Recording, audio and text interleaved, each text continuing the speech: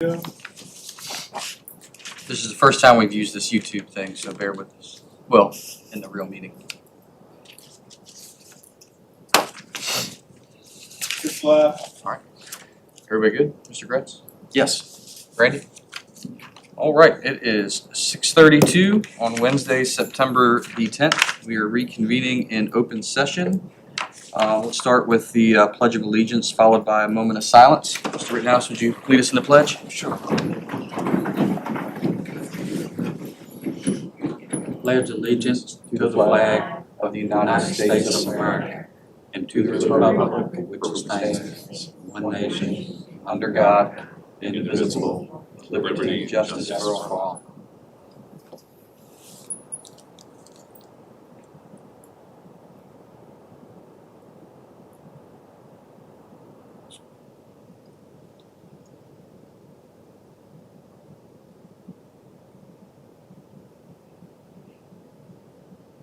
All right, please be seated.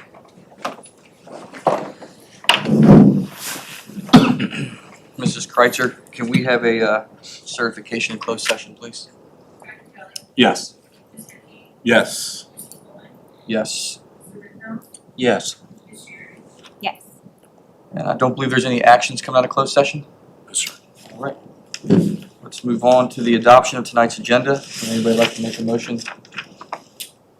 Mr. Chair, I move that we adopt the agenda as presented. Second. All right, we have a motion and a second to adopt tonight's agenda as presented. Is there any discussion? All those in favor of adopting tonight's agenda as presented, please say aye. Aye. Any opposed? Chair votes aye.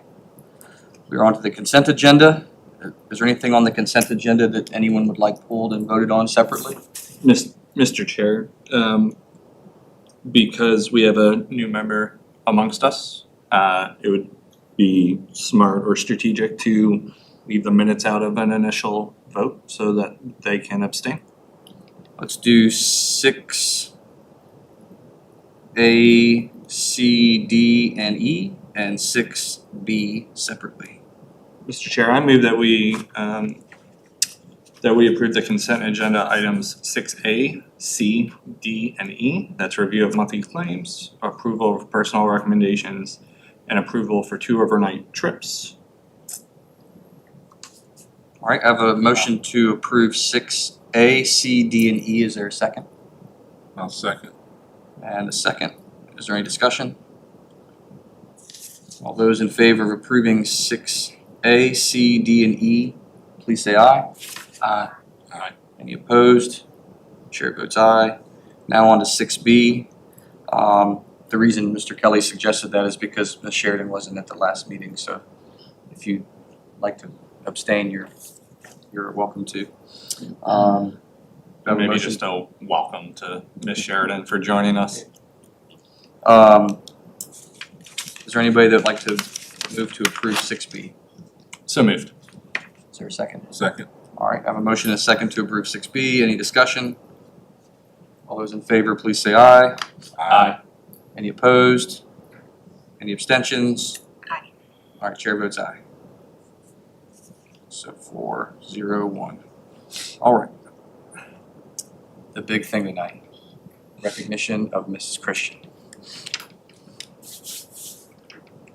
Thank you, Mr. Pullen, board members. I'd like to ask Dr. Stribling, we're piloting a new platform, so if you can't come up, I understand. But if you can, love for you to come and join me here.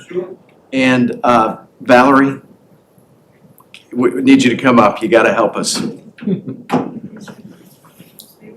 Yes, I know, but heavy is the head. We're very privileged. So before we do our recognition, I do want to just recognize some students that we have with us tonight. We're very happy to have you. You're here as AP government students, so we're glad that you're participating with us. But recently, I won't go into a lot of detail if there are others that want to share more details, but there was an incident where a car ended up striking one of our buses, and Ms. Christian was involved in that. She was driving, she had students with her. None of this was her fault, but because of the way she conducted herself, the way she managed the bus, calm leadership. And there were actually pedestrians that could have been hit had she not reacted the way she did. We just felt like it was an extraordinary act of courage, and we just wanted to express our gratitude. I do have, if you'll indulge me, I have something I want to read. And then I'd love for these folks to come up and join me and share something as well. And I hope you'll introduce the folks that you have with you as well.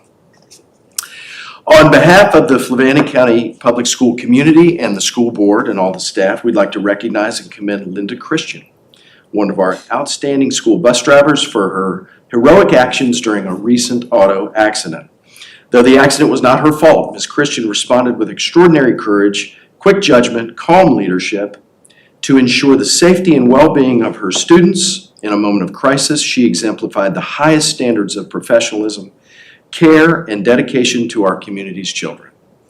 Her actions remind us of the vital role that our bus drivers play every day, not only in transporting students safely, but in protecting them and serving as steady role models in times of uncertainty. And today we honor her bravery and extend our deepest gratitude for her service. She's also a joy to work with. Thank you, Ms. Christian.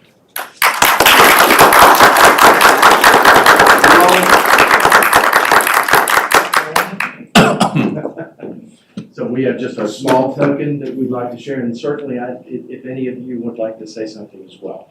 Rather, you work closely with her, I know.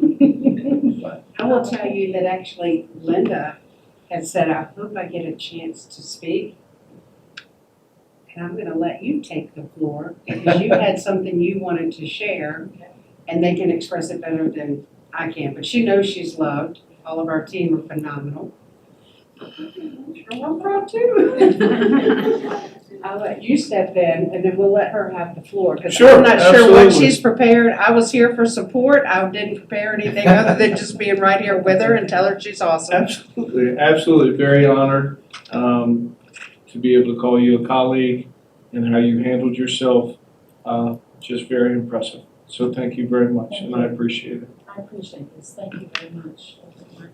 I do have a few things I would like to say. And I had to kind of jot down some notes here. First of all, I'm humbled by this. I was just doing my job.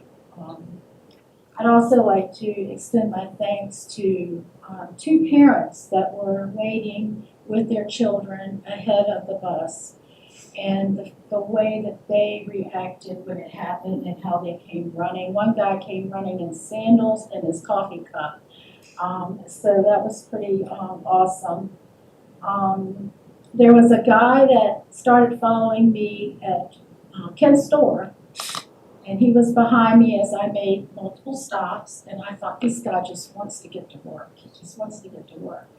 But he was behind me, and he also was a great help because he was a witness, and he also was right there helping the other people, but then and helping us too. So that was, his name was Justin Eagle. It turned out he was a friend of my son's, so that was kind of neat. It seemed like everyone showed up. CJ Walker lives very close to where it happened, a colleague. She and her daughter came running because they heard it.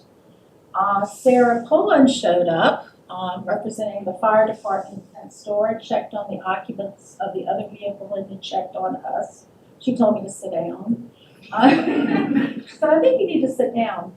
The transportation department, I mean, Valerie was working behind the scenes. She was making calls. Becky eventually showed up, and the bus shop individuals that came and helped out and stayed and made sure things were taken care of. Amy Barnaby showed up with Abby Harlow, and she assisted in letting the 3 passengers that I had call their parents, and brought a lot of levity to the situation in her own special way. Let's see. In addition, law enforcement showed up, and funny story, Officer Cullen, his son rides my bus. I had not picked him up yet. He showed up, and I was really glad that the next morning he let his son ride the bus. rescue showed up from both Fluvanna and Louisa. I mean, everybody showed up. It was just wonderful. But the real thanks goes to God, because there were so many things that could have happened differently. If I had been 100 feet further up the road and been hit, there were 3 students standing out at the end of the road. If Justin behind me had not been aware that I was getting ready to pick up students and had slowed down, he would have been hit, as it was the car went between the end of the bus and his vehicle. The other thing was, the 3 little girls that I had on the bus, all they said was, one of them spoke up and said, "What was that noise?" And they never cried, they never seemed anxious, they just sat back there and chit-chatted, about what was going on. Very calm. They were just wonderful. But the fact that there were so many responders, and the fact that law enforcement was there so quickly and rescue, and that no one was injured, was really a true miracle. And I'm forever grateful for that.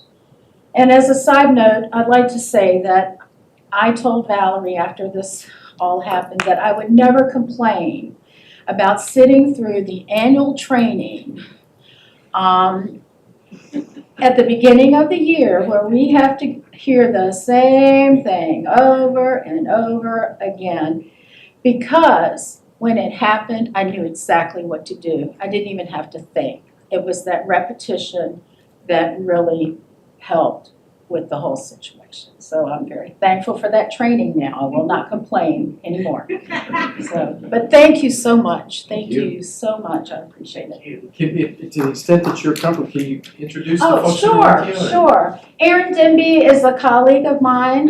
We worked together pretty closely last year, and we still work together some.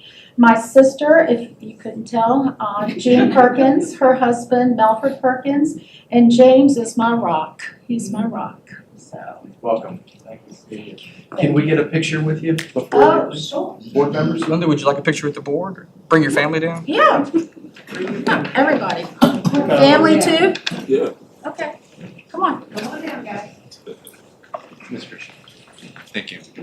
Oh, thank you. I appreciate it. Class participation. I'm teaching next training session. Okay, no problem. I'm gonna give you plenty of space for this.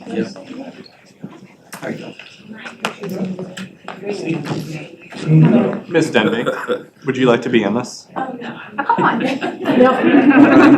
Slide down some maybe. I'm gonna hang out in the back because I'm tall and we can make it a little closer, if that's all right. There's room here for you not to be left. Thank you. Thank you. Thank you all so much for being. The only other thing I have to say is I have to get up at 4 in the morning, so I'm gonna go on out. Linda, thank you. Bye, Miss Christian. Thank you. I'm chasing you down. You want to bring that thing down?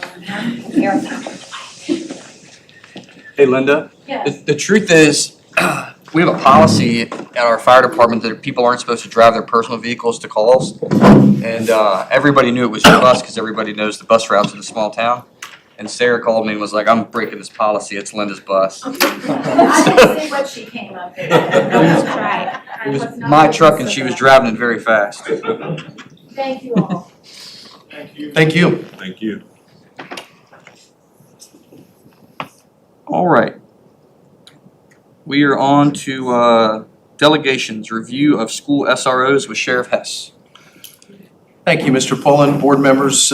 Sheriff Hess is with us tonight. He's agreed to come and just talk a little bit about the staffing situation with SROs, and if there are any questions that we have. I'm very appreciative of him taking time to be with us tonight. Thank you. No problem at all. Good evening, everyone. Glad to be here to help answer some of your questions and please feel free to ask any. That's what I'm here for, to answer your questions. But I'm going to start off with a little of scenario of where the sheriff's office currently is at this time.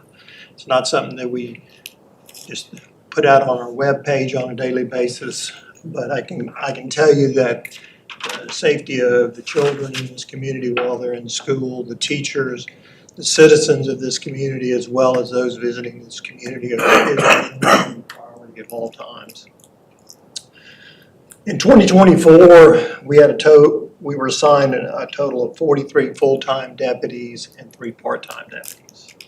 In FY25, we asked for 6 deputies, and we were given 3 additional deputies July 1, which brought our total to 46. And then January 1, we will receive 1 more person, which will make us 47 full-time, 3 part-time. Our current staffing numbers are 39 full-time and 1 part-time. So at this current time, that's out of the 46, we're at 39, which puts us in the hole of 9.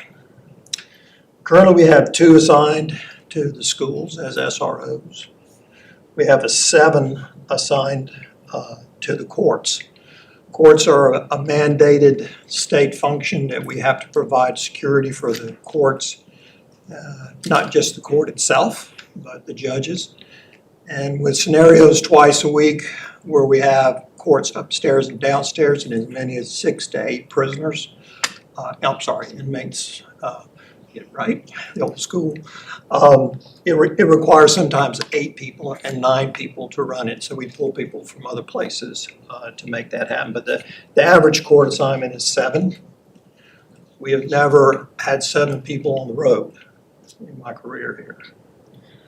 We have 1 person that's dedicated to civil process, which also helps out in the court. That's another mandate that we will serve all the papers that come in from the Commonwealth and outside of the state.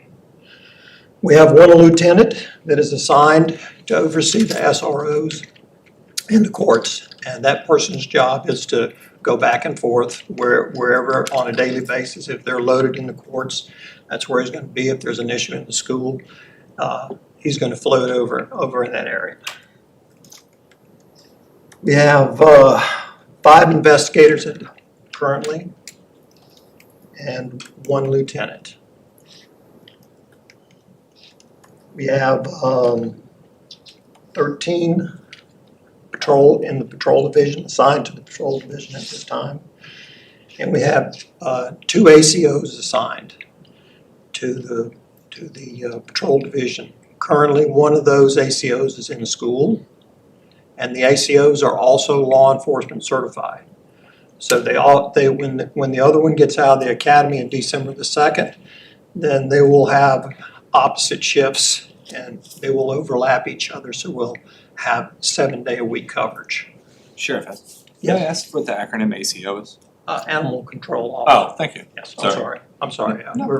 We live in a world of acronyms, but we don't know them all. I'm not gonna know half of them, but I will ask you. No problem, no problem. So, and we have 1 lieutenant that's assigned to the patrol division and the ACOs. Currently, we have 4 newly hired deputies that are part of the academy that's going on right now, which started 3rd or 4th of July, and it'll finish December the 2nd. When they come out of training, they will go, a couple of them, because of their prior training, will probably get done 180, 190 hours, and the others may go as much as 240 hours. So they meet the DCJS, Department of Criminal Justice Services standards. And upon completion of that and being signed off by their field training officer, then they will actually become certified and be able to work independently. So you kind of look at with 9 down, and then we got 4 more. So that's 13 positions that's currently in our agency that's nobody sitting in that position. Now, when the 4 come out of the academy, that's going to help us out a great deal. We also have, of course, 1 chief deputy, and of course, they include me in that number. So with that in mind, if and when we do get to 100% staffing That would bring our investigations division, we would add one to there because of everybody hears the news and see what we have going on here in Fluvanna, as well as the internet crimes against children that we spend a lot of time on. We're short 5 people in the patrol division. That would bring the patrol division up to 21.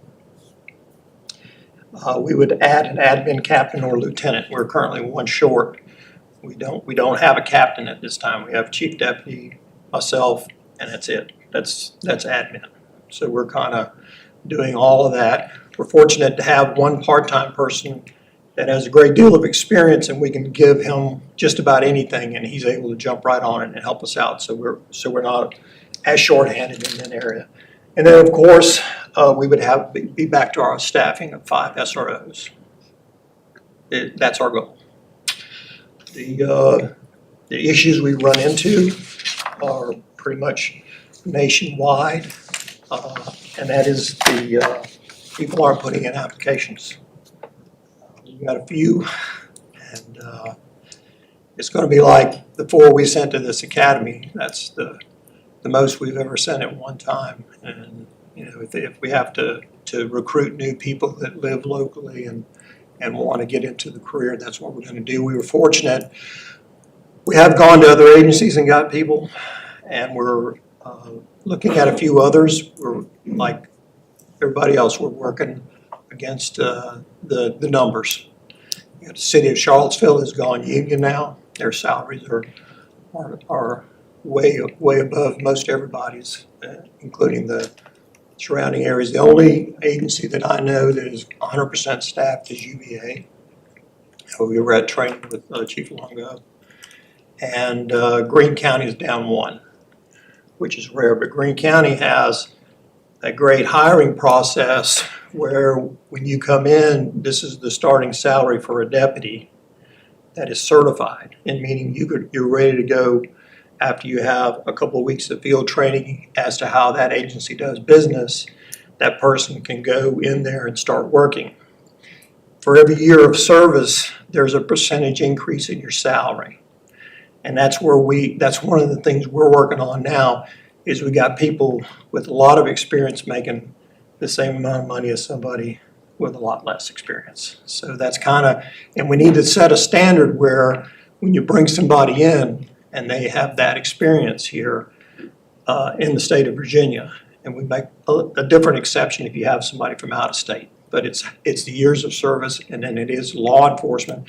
It's not corrections. None of the corrections. If somebody comes from the Department of Corrections, they have to start all over. There's nothing that transfers. People that come to us from the jail can go to school for 1 week in court security, and they can work in the courts, but they can't do law enforcement. They have to go to the law enforcement academy, and when they do go, we get a waiver for them where they are exempt from certain classes that they've already had as a jailer. So that's a really short synopsis of where we're at. Any kind of questions y'all have? I have a question at the last point you made regarding sort of years of service. Yes. Is that state mandated, or is that the way our pay structure? Like, is there anything that prevents us from adopting a policy that gives a half a year for corrections or something in order to make Right. those more competitive? And we have started asking for things like that. Like, say, we brought in some people from the jail, and not only had they had years and years of experience in the jail, but they were also instructors in firearms and defensive tactics, taser, which are things that you really build in your career. So when we bring them in, we ask for that additional compensation because of the skills that they have and how it will help the agency. So we don't have to use the same instructor. You know, we can share that with the other instructors, and it makes a big impact. But yes, they work pretty well on that, but the only piece that's missing is that consistency, where if you have 8 to 10 years, you're in the same line as the other person is making 8 to 10. Most places, James, have a public safety pay scale. I don't want to say most places, a lot of places, especially north here, have a public safety pay scale. And just like we do for teachers, we may offer them year for year. So if you're a law enforcement officer in Fluvanna that goes to another county that has it, they may say, okay, you have 10 years in Fluvanna, your starting pay is going to be a 10-year deputy. in our agency. And sometimes it's year for year, half a year for year, but the only thing, when at the 15-year mark in your career, I should make this much money, and the only thing that changes that is the cost of living increases, it increases the scale. And that's what Andrew's talking about, is what attracts people when they know what they're getting. Right now, no one in our county can tell you how many years do I have to be here to be at midpoint, and how many years do I have to be here to be at max. And you get compression. It's enough. I don't think that our teachers can reliably, it is a problem in the schools as well, in that the number of years that we have done a percentage or a step and means that we don't have predictability in our skills either. It is a problem. And That's not a defense at all. there were years I've worked at agencies where you had steps, and guess what? They didn't have the money that year. So you can get your 1% or 3% wherever you were in the step category. But we're working on two plans. One is a step plan, which some people in the county are against, but I've also heard some of the board members saying, why don't we have one? So, if you don't ask, you never know if you can get it or not. So we're gonna have one that's dedicated to, this is where, when you come in, this is where you should be, depending on your years of service, instead of currently what's in place is the county administrator can give 15%, and it's gotta be 5 for education, 5 for your skill levels, or, and it's broken down. So, and then when you come in and you've got I may mess this up a little bit, but 2 to 3 years of service, you get a 1% above the starting salary, which is already, it just doesn't work. It doesn't work. It should be a minimum of 3 to 4% for each year of service. So absolutely. Yeah, and even if we don't get the step in there, at least we get people that come in that are equal in their skills and abilities versus, I'd love to do a pay by performance, but it's a lot of work, and we don't have the admin staff to do it. And that's one of the areas that we hurt in the most is we've got a whiteboard where, then a lieutenant investigation also has 10 other jobs. So that person is not spending all their time doing what they should do. And in next year's budget, we're looking at asking for civilian positions to do things like, we've got 50-some vehicles. We need a person just to take care of those vehicles. So we don't have to have a deputy try to find somebody that's certified, but maybe we find a retired mechanic that wants to come in and help maintain our fleet. Things like that. I have a Yes. question for you. I know in the courts, I had seen auxiliary reserve people at the front. Do y'all still use them, in service? And is it possible that some of them auxiliary people could be used in the schools, SROs? No, because they haven't had the training for right now. And there's only a few that are 100% certified where they can work independently. Okay, and I can't hire somebody off the street with no experience and put them in a school. You have to have a seasoned person. It's spelled out in the guidelines. 26 school resource office. It gives you all the guidelines for everything that is required. And that was a big fight when these grants first came out. And we were having trouble hiring deputies, much less SROs. You're going to take your seasoned people that are the bread and butter of the agency and put them in the schools, but you got people coming in that don't have the experience.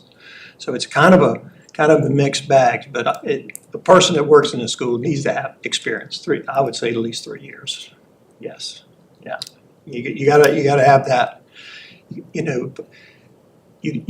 Some things you have to have that ability, your ability to communicate with people, and a lot of people struggle with that.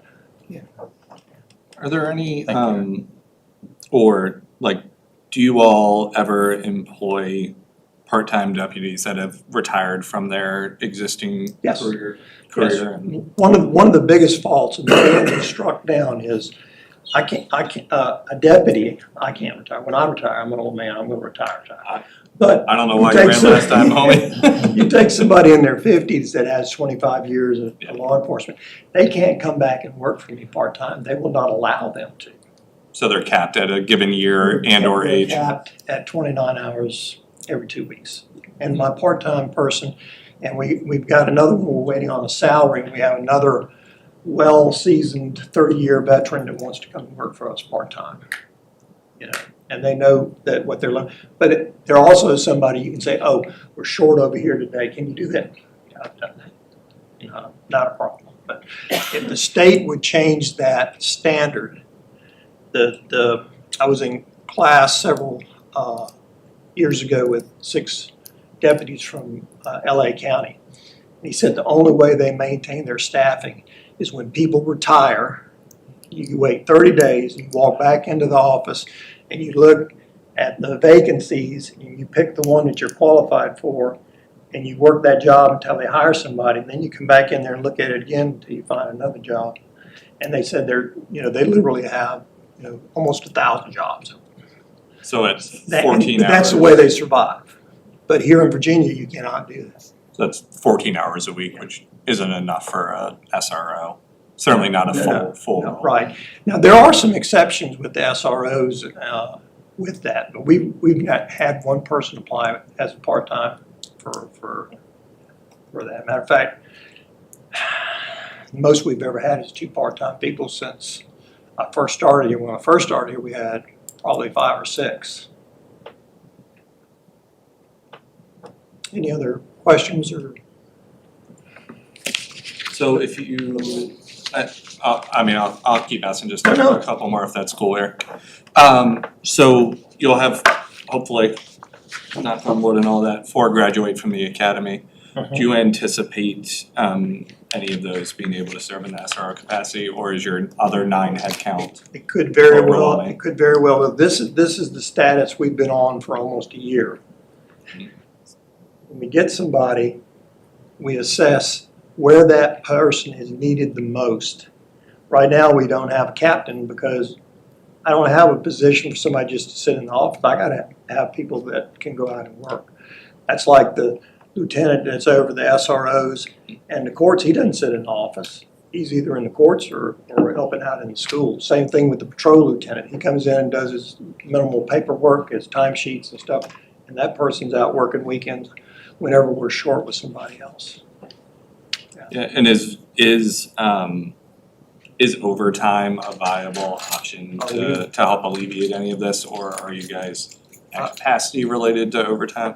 I'm hearing a lot of ideas from other people. I want to give them voice. Well, overtime, when you're already short, and when you should have 21 people on the road and you have 13, guess how much more of those people are working during that 12-hour shift?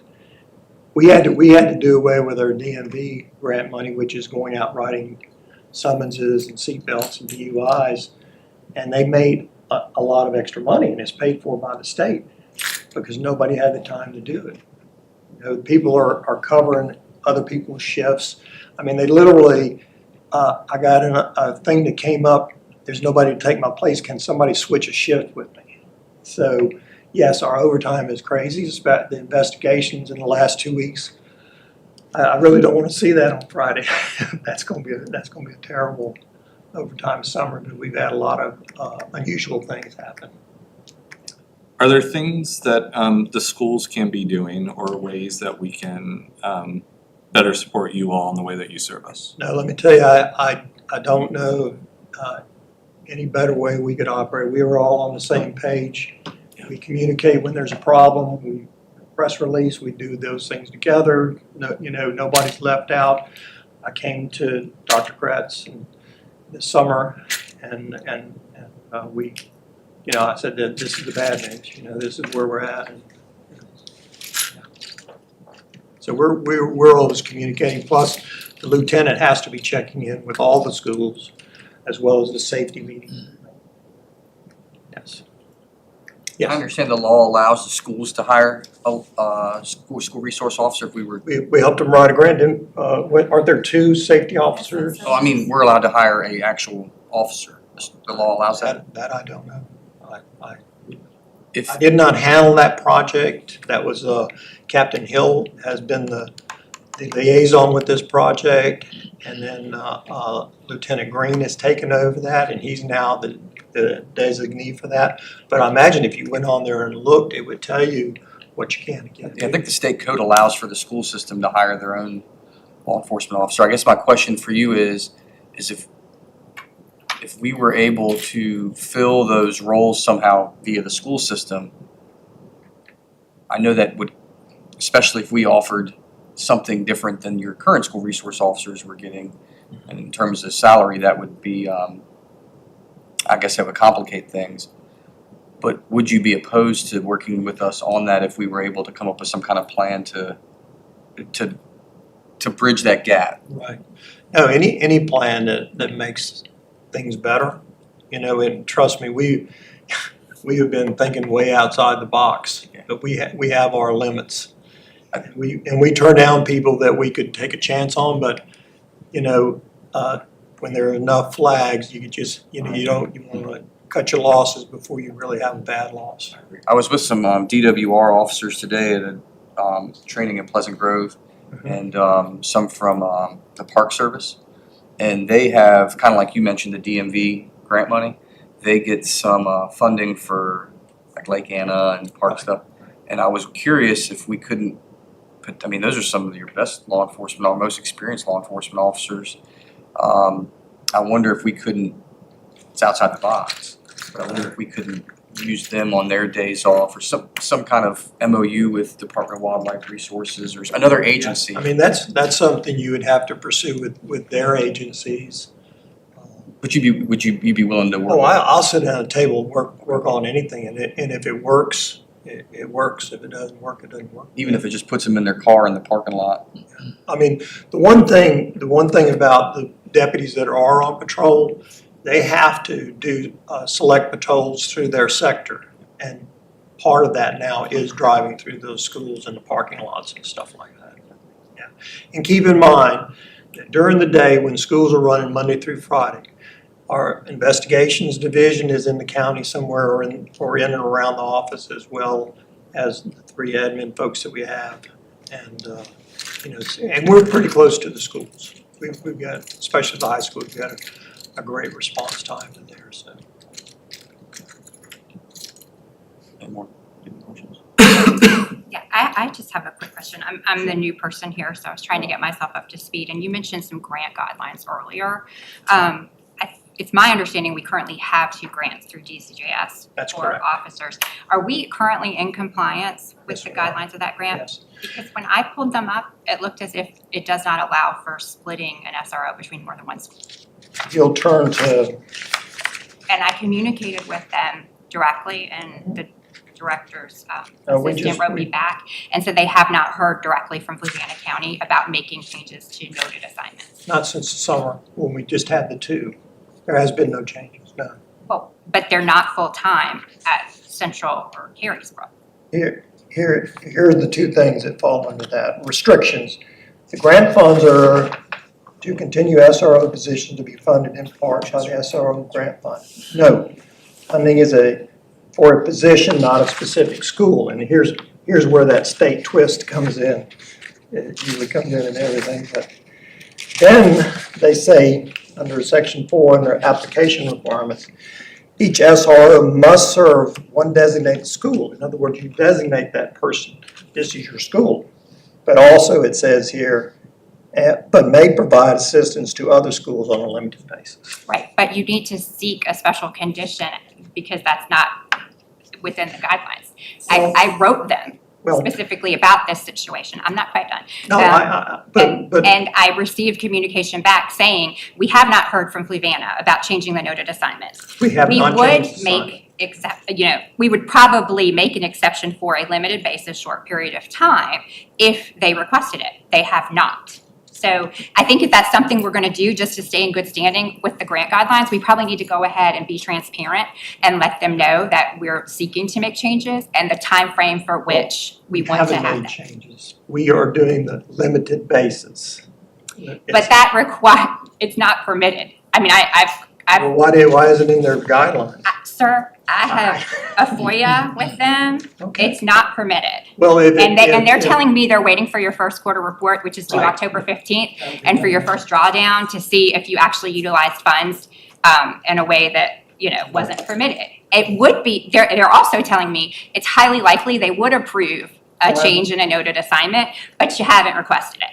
Well, I will look into that with. They also told me that it would be for a short period of time, and nobody's defined that. However, they did say longer than half a school year would be something that would probably not be accepted. Okay. Well, what we do, if we limit ourselves to having 2 people in 2 schools, then what about the other 3? Well, I'm not questioning your judgment. I'm saying if we're not in compliance with the guidelines, we need to be transparent with the agency so we don't have a fiscal impact from that. Right, we have not filed our quarterly report, and if we do, they would let us know if we were doing something. Right, but I don't know that we necessarily need to wait for a violation to address a known problem that's readily verifiable. Right, and you brought that up, and I'll talk to Lieutenant Green tomorrow and say, hey, do we need to do this? I know there's been some conversations about that. With who? and I don't know. Oh, I haven't had a conversation. He with deals with them. them. Okay. So, yeah, and he's accountable for that, absolutely. Yeah, he took that over this summer. Okay. But at the same time, when under what I just read to you, which is under that page, but I don't see anything about the other part that you're talking about. Well, we'll look into that tomorrow. I pulled it up too, and I parsed it with Miss Hyman, is her name? Okay. Mr. Miller's Okay. assistant. Okay.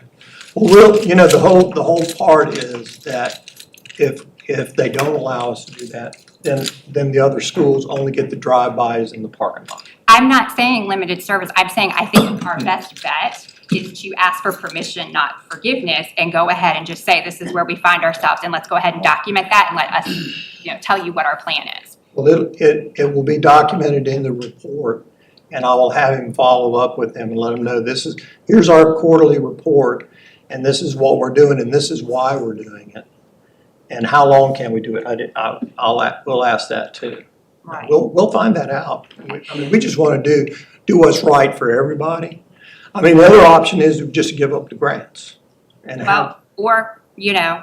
work with them to get a special condition so that we're in compliance before it becomes an We're issue. not, well, we'll look at that, yes, Yeah, ma'am. and then I have one more question.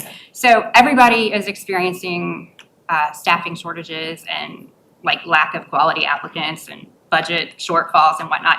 But I made a couple calls yesterday because I just wanted to see how it's going around us and how other places are doing it. So what I learned, and this was just yesterday, was that Amherst, Cumberland, Goochland, Greene, Louisa, Madison, Nelson, Orange, and Powhatan all have 1 SRO per school right now.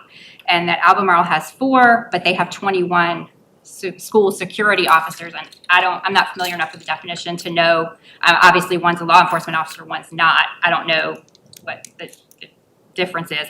And then the only other locality near us that doesn't have an SRO per school is Buckingham, and they have 1 for 5 schools.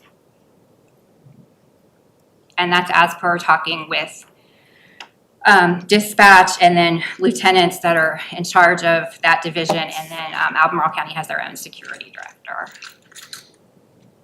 So I just was kind of wondering if we're all experiencing the same economic and professional environment, how it is that those localities are managing to maintain the presence in the school. Every locality is different. Right. What can I say? I don't Why know. is the state police as short as they are? And that's the highest paid, one of the highest paid jobs. Question I got, what's the starting salary for the sheriff's? For certified, having your certifications, 61.2, I think. 58 and some change for in training. That was another question I had is, again, it's not the norm. And I'm sure there would have to be some kind of legal, like an MOU or something, but are we able to use off-duty state troopers?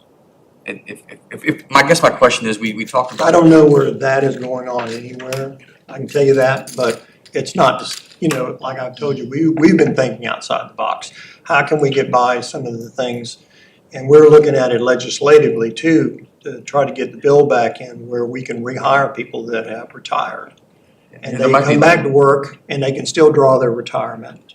There might be legal parameters. I know, some agencies won't allow their officers to work part-time as officers because they're fearful that they could be involved in an incident off. Yeah, it's like you can't work from our office and go work as a law enforcement officer in another agency. But there's other agencies that do allow it. I don't know what they are, and I know, I'll use Dean Basso, for example. You know Dean. He was a law enforcement officer, a fireman, a fire marshal. Like he's worked in so many different capacities at the same time. Someone like him would be ideal if you could maybe recruit him. He probably didn't want. And his certification would Yeah. have to be up to date. This But is the yeah. main thing. I guess my question is, there's other agencies, fire marshals and DWR, state police. There's other agencies. Maybe we could. If you look at this school resource grant, it has guidelines for their credentials that they have to have. Yeah, I wonder if we could use local money rather than I don't know how a lawyer would Guidelines have only to. apply to the grant. I mean, that was, we want to try to get the money for the county, and that's why we kept, because we thought about just discontinuing the grant this summer and just having our SROs. Yeah. Okay, because it's already in the budget. When the money comes back, it goes, I guess, wherever the county puts it. But we're trying to, to get the money to the county, But I'll follow up and make sure we're in compliance, which, I've been told that we are, but we always double check. If I call Ryan Brown tomorrow, I'll give you my word, I'll call Ryan Brown tomorrow and I'll get us a meeting. They may told us, hey, no way, not gonna happen. But I think it's all in the, because see, unless they're a state agent, yeah, it would be a little complicated. But like I say, we'll talk about anything that'll. And you get were things told you done. were in compliance by whom? The lieutenant. yeah, I wonder, we talked about it today. We talked about the same thing, that is there a way to work between the lines? Maybe they can't be an SRO, but maybe they can work overtime in the parking lot, and if an incident happens, they're on site, but they're not actively walking More of a security officer than a law enforcement officer. Well, it's kind of like what the safety officers that they have in the schools are like. Yeah. And I think are they still on grants too? I just know that it's important. I know it's important to you too. It's important to all of us, that we have someone in the school. And me personally, I want an armed person in the school. No, I know you do too. No. I think a security officer is a good deterrent, but an armed police officer, I think Now, is that was the goal, and that's why when much better one. when we had the staffing, that's what we did. Yeah. That's the ultimate goal, to be back there. I think the SSOs at the high school augment the law Exactly. enforcement officer, but if there was an incident, the SSOs, he's really no good to you either. You need an armed police officer. All right, I'll touch base. Yeah, let me know, and Any more I'll questions follow from the up on board? your questions. And anything else? Sue? No, I will just note that I asked the staff for the starting salary of the schools because it's a moving target every year and I couldn't remember off the top of my head, and credit to these board members and the county for continuing to make that number go up year over year. But the difference between a starting teacher and a cop and a sheriff in Fluvanna is $7,000. Which way? You take a guess. No, I'm kidding. Oh, I don't- I mean, No, sorry, $7,000 more to work Okay. overtime plus summers, carry a weapon and danger, and deal with all the things that you all deal with, and it's not a lot of money. It's not a lot of money to take between those two. Average deputy works 2,080 hours. A patrol deputy works 2,180 hours. I said this at maybe the meeting before last. And again, I'll give you my word to help you with this. The public, if we have an opportunity to influence anybody, to work with you on a public safety pay scale, I think it's more than just the sheriff's office. I think it's public safety in general. We've put a lot of time in it these last 2 months. I mean, we've worked, and it's done, it just needs some tweaking. The problem is we gotta get it to July, but Right, like we said, we just freed up, or we just talked about $400 and some thousand that may or may not get returned to the county. I can't make that decision for this right, board, right. but if the Board of Supervisors is looking for money to fund that, I'm sure it's far less than that amount of money. There you go for anything that's necessary. So the first step in that process is we don't cut the legs out from HR.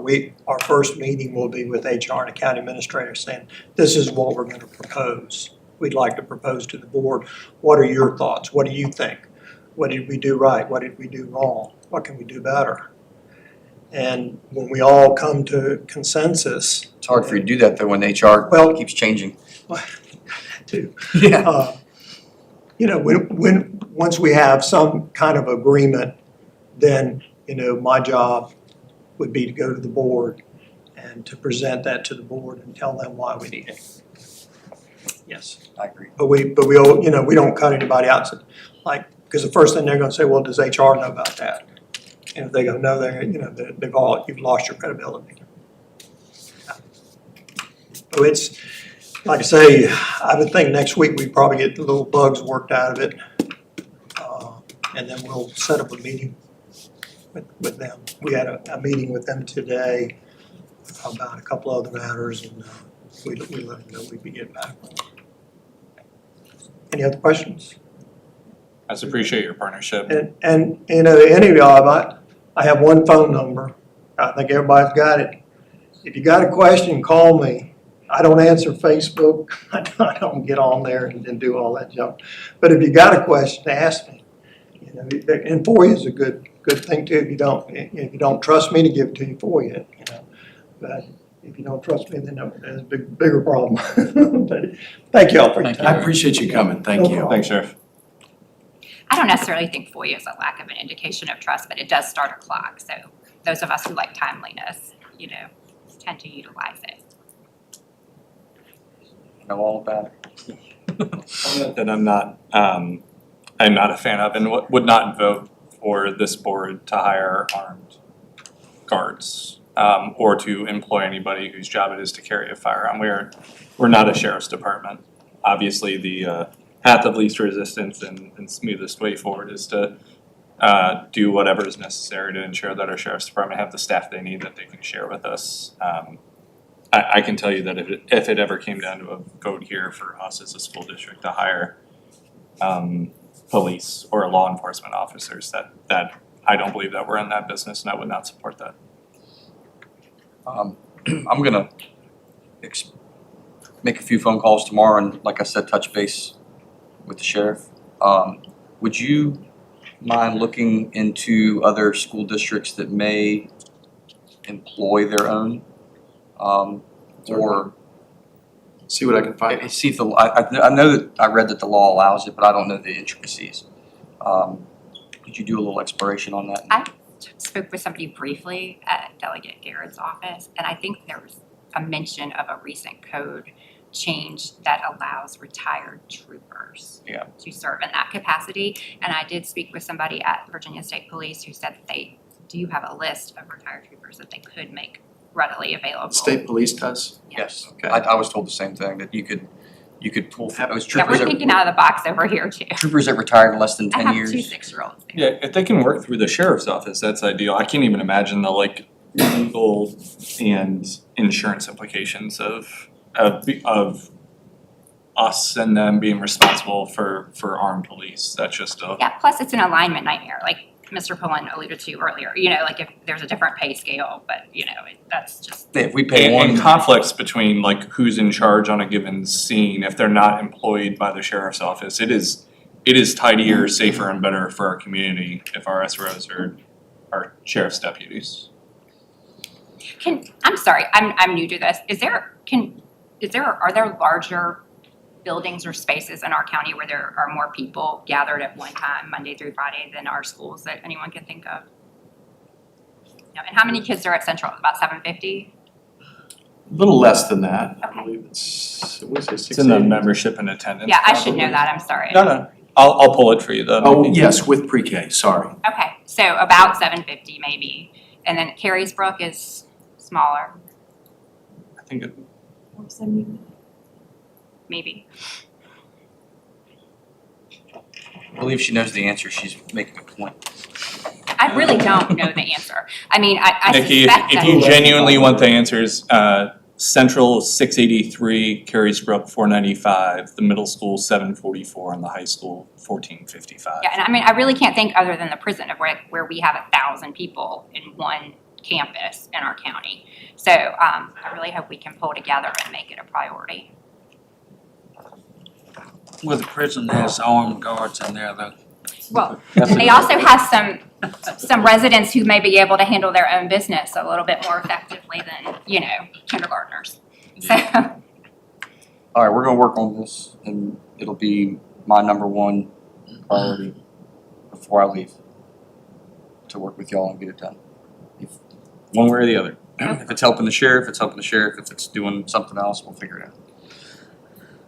All right, on to project update from Dominion, who also employs armed security officers. I'll just say a couple of words, Cameron. So, board members, most people know, but every year I find during the budget solicitation of feedback, there's always somebody that says you guys should go solar. We have fully functional solar projects that are powering all of our facilities. Fluvanna was an early adopter, and I think everybody knows I'm a big proponent of these for school divisions for whom they make sense. Ours was acquired by Dominion Energy. I've gotten to know Cameron Stalker, who's with us. Dr. Stribling invited him just to give an update on where we are and answer some questions. He's been wonderful to get to know and to work with, so thank you for being here tonight. Of course, thank you. Well, thank you for having me. So my name is Cameron Stalker, as Dr. Kretz said, part of the Dominion Energy Solutions team. We've been a partner of Fluvanna County Public Schools for 5+ years now. So appreciate the partnership and love to talk about kind of how this works, how solar works on these schools, and then generally what the impact has been to Fluvanna County Public Schools over the past 5 years. Just to start out kind of quickly, who is Dominion Energy Solutions? And Dr. Stribling, we can switch. Dominion Energy Solutions, we are a customer energy solutions provider for on-site energy solutions. So, Dominion Energy Virginia, the utility, provides grid upgrades and generation assets for the benefit of all the grid, same with CVEC and other utilities within the state of Virginia.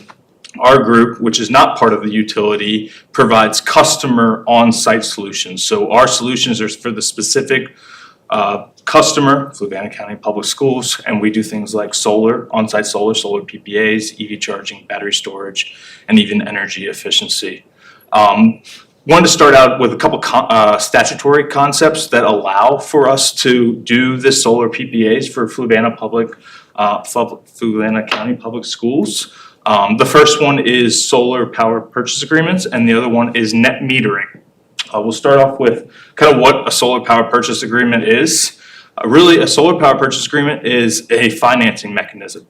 What it allows for is a third party like Dominion Energy Solutions to design, install, own, operate, maintain, repair, warranty administration, and insure a solar asset atop of a customer's facility or property, Fluvanna Public Schools. The schools have no responsibility other than to purchase the energy as it's produced by the solar arrays at a predetermined rate, which is outlined in the PPA agreement between the generator and the schools. What is really nice about that is that the schools have no operational responsibility, no risk. We bear all the operational risk and responsibility and costs, and Fluvanna County schools get to take advantage of cost savings through net metering. So let's go and look at what net metering is. And net metering is a billing concept allowed under Virginia statute. It provides for energy that's produced by a renewable energy system behind a customer meter to be valued at the same as what you would purchase that energy from the utility. So in essence, how this works is you have a solar facility on top of a property. That solar facility feeds energy into the facility and first offsets the loads in the facility. Any excess energy goes out into the grid and you receive credits in your billing account that you accrue on that account. And then in times like nighttime, cloudy days, stormy, snow, when the array is not producing as much as what the facility needs, you draw down on those credits. So overall, it's a reduction of energy pulled from the grid, which is a cost savings because you're not paying for more energy from the grid. You're relying on that solar energy to charge or really power a portion of that facility. How that works great with the solar PPA, as I talked about, is in a solar PPA, we have a set predetermined rate that you're purchasing the solar energy for, and that is typically at or below what you would have paid for that energy in a utility's retail rate. So that's where you're gonna see that value coming back to Fluvanna County Public Schools. And I have a couple charts that show what that has been over the past 5 years, which is great to see.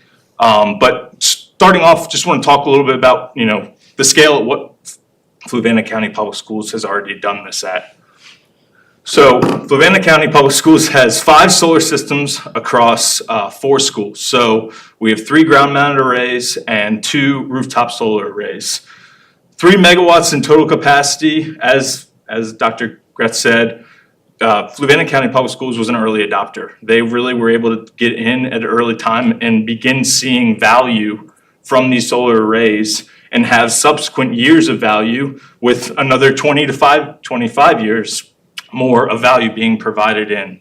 How this conversation all kind of started was Dr. Stripling reached out looking for, we had developed some dashboards where you could visualize, public-facing dashboards where you could visualize how these systems are performing, and really can be used in the classroom with teachers, the community events, board members, looking to see how these solar arrays are performing and what impact they're having in the schools. We see these being used a lot in curriculums and things like that, where they can students can kind of connect with solar on their own schools and connect and understand what that solar is doing for them in the environment they are around them. So have some dashboards linked here, but a little concerned that maybe they won't pull up just with internet and stuff like that, but I'm happy to pull them up at the end if we're interested in looking at those. But really want to get into the nitty gritty of what kind of economic value has these solar facilities provided to Fluvanna County Public Schools. So there's a lot on the screen, it's kind of small I'm realizing, so apologize for that, but the top part of the screen is what each solar system has produced and provided to Fluvanna County schools. So each school and then totalized over the course of the past 5 years. So this is the 5 years from 2020 to 2024. Don't have 2025 numbers quite yet compiled, but I wanted to give a good synopsis and look of the past 5 years. In total, these solar systems have provided over 15,000 megawatt hours or 15 million kilowatt hours to the schools, providing them clean energy from the solar systems. That is energy coming from solar that you're not pulling from the grid. What is important here in the second table is at what rates is this energy being paid for. So the first line is the PPA rate. So that is what, under the PPA, you are paying Dominion Energy Solutions, the owner and operator of these arrays, for each kilowatt hour that is produced and flows into the facility. The second line is your average utility rate. That is the rate, the average 5-year utility rate. We understand that utility rates escalate and change over time. So average it out over the past 5 years, what you pay to the utility for energy at those schools. And the differential is your cost savings. What is the difference between what you're paying and your PPA rate, which I want to say and note that this is a fixed rate for the next 25 to 35 years. The amount of energy that's coming from the solar array is going to be charged at the exact same price per kilowatt for the next 20 to 25 years. So you think about that from right now to where we're going to be in 20, 25 years, the savings will just continue to increase and provide value. What's the term of the PPA? So the roof mounted systems are 25 years and the ground mounted, I believe all of them are 35, but there's some varying. They're between 25 and 35 years of term. Is the average decay function on that still about 5% a year? Say that again? The decay in efficiency year over year? So so the degradation of panels is usually about 0.05% per year. Thanks. But in totality, looking at what these systems have done, what the differential and cost savings are, Fluvanna County Public Schools has been able to realize over $350,000 in cost savings over these past 5 years, which is a significant amount of money that can be put back into the classroom, put to educators to help continuing education, students, workshops, whatever it may be. So, we're only at the 5-year mark on these PPAs, and some of them were even actually a little bit shorter because they didn't even start production until, 2021 or 2022, once they were all built out. But we have another 20 years of value going to be distributed to Fluvanna County Public Schools, and really exciting to think about how much impact that these solar arrays are going to be able to have to the community, to the students, to the teachers, and to the operations of Fluvanna County Schools. So that's a quick overview of everything. Please let me know what kind of questions you have. Have you all reached term with other divisions in terms of having completed the PPA agreement, and have you been in a position, like, I don't know how long your organization's been around, but have you been in a position where you've reached sort of maturity of an agreement? And We have not. We have not been in that position. I'll just be transparent. The solar PPA market in Virginia really started getting established about 2019, 2020. So most of the PPAs in Virginia, none of them have come to term. Yeah. However, we have a responsibility and obligation to meet the power and provide for the full term of the PPA. does the sunsetting of the existing solar benefits and tax write-offs, does that ultimately influence your market and your ability to come to terms on PPAs? So it doesn't affect the ability to provide for it. It just affects the way we are able to provide PPA rates. So, with the sunset of that, of course, the tax credits. So, when you have a PPA rate, everything goes into the sauce to provide a rate. The tax credit, any kind of renewable attributes, all of that, all decreases the rate at which we would charge per kilowatt hour. And so if we were starting fresh today, instead of 0.866, that number would be considerably larger. Yes, and I mean, you also got to think a little bit. It's not even just the tax. It's inflation of costs and material and labor and stuff like that. So yes, I mean, to be honest, these are some of the best rates that we have and will have ever been able to provide for. No, I think For we hit these the solar- timing lottery by accident. Well, not by complete accident, but by accident. No, getting ahead was the right move. Any more questions? And so you say that you have some dashboards that are available Yeah. that you can use in the, Do you want to try to pull one up, Dr. Strickland? I was trying to pull my own up. I have solar on the house Nice. and of course I can't get to it on my phone today because we're kind of in a bit of an internet vacuum from time to time. That was a little bit of my concern. So this is the dashboard. So we have a dashboard for each solar system. On the first page, it's just an overview of what the system has done over the past 12 months and the environmental impact, CO2 emission stays, how many houses would have this powered if it was out there and powering homes, and then I think there's like 8 slides, and they all, if you just click on the left side, yeah, perfect. And then you can look at different variations of time period of how this system has produced, the past 30 days, the past 24 hours, how it has compared year over year, month over month, and all that stuff is in here. Some of them have photos of the facilities themselves to kind of give a really good picturesque look at what these facilities look like. But all of these are public facing, like as this is today. This is how the system's produced. You can kind of see a little bit of a more cloudy day. There was some rain that came over in the morning and then started to peak up and sun started to come out. And you kind of visualize that as the course of the day went over. But it really provides a great tool for those to look at. You can see kind of the monthly production on a year by year basis, compare what we did last year, what we did the year before, and typically this all comes down to weather. Every year weather is a little bit different, and so some months are better than others, but in the end, all provide great value.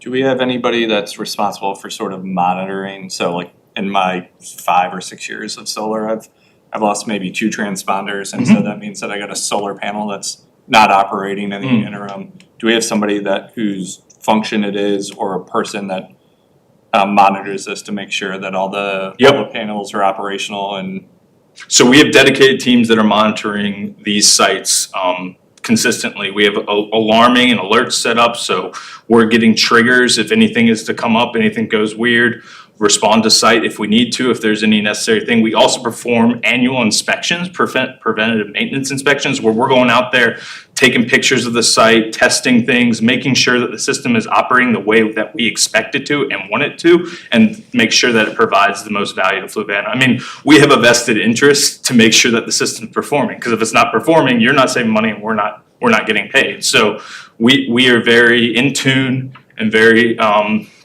in tune to the monitoring, the production, and the performance of the system. And do you guys provide any educational opportunities for more advanced science classes or something to use this as like a, not quite hands-on, but certainly a practical? Yeah, so I've gone into classrooms and kind of taught children and talked about schools, looked at one-line drawings, looked at whatever the system's producing, kind of done some projection modeling and stuff like that. We can do that. We have in the past partnered with the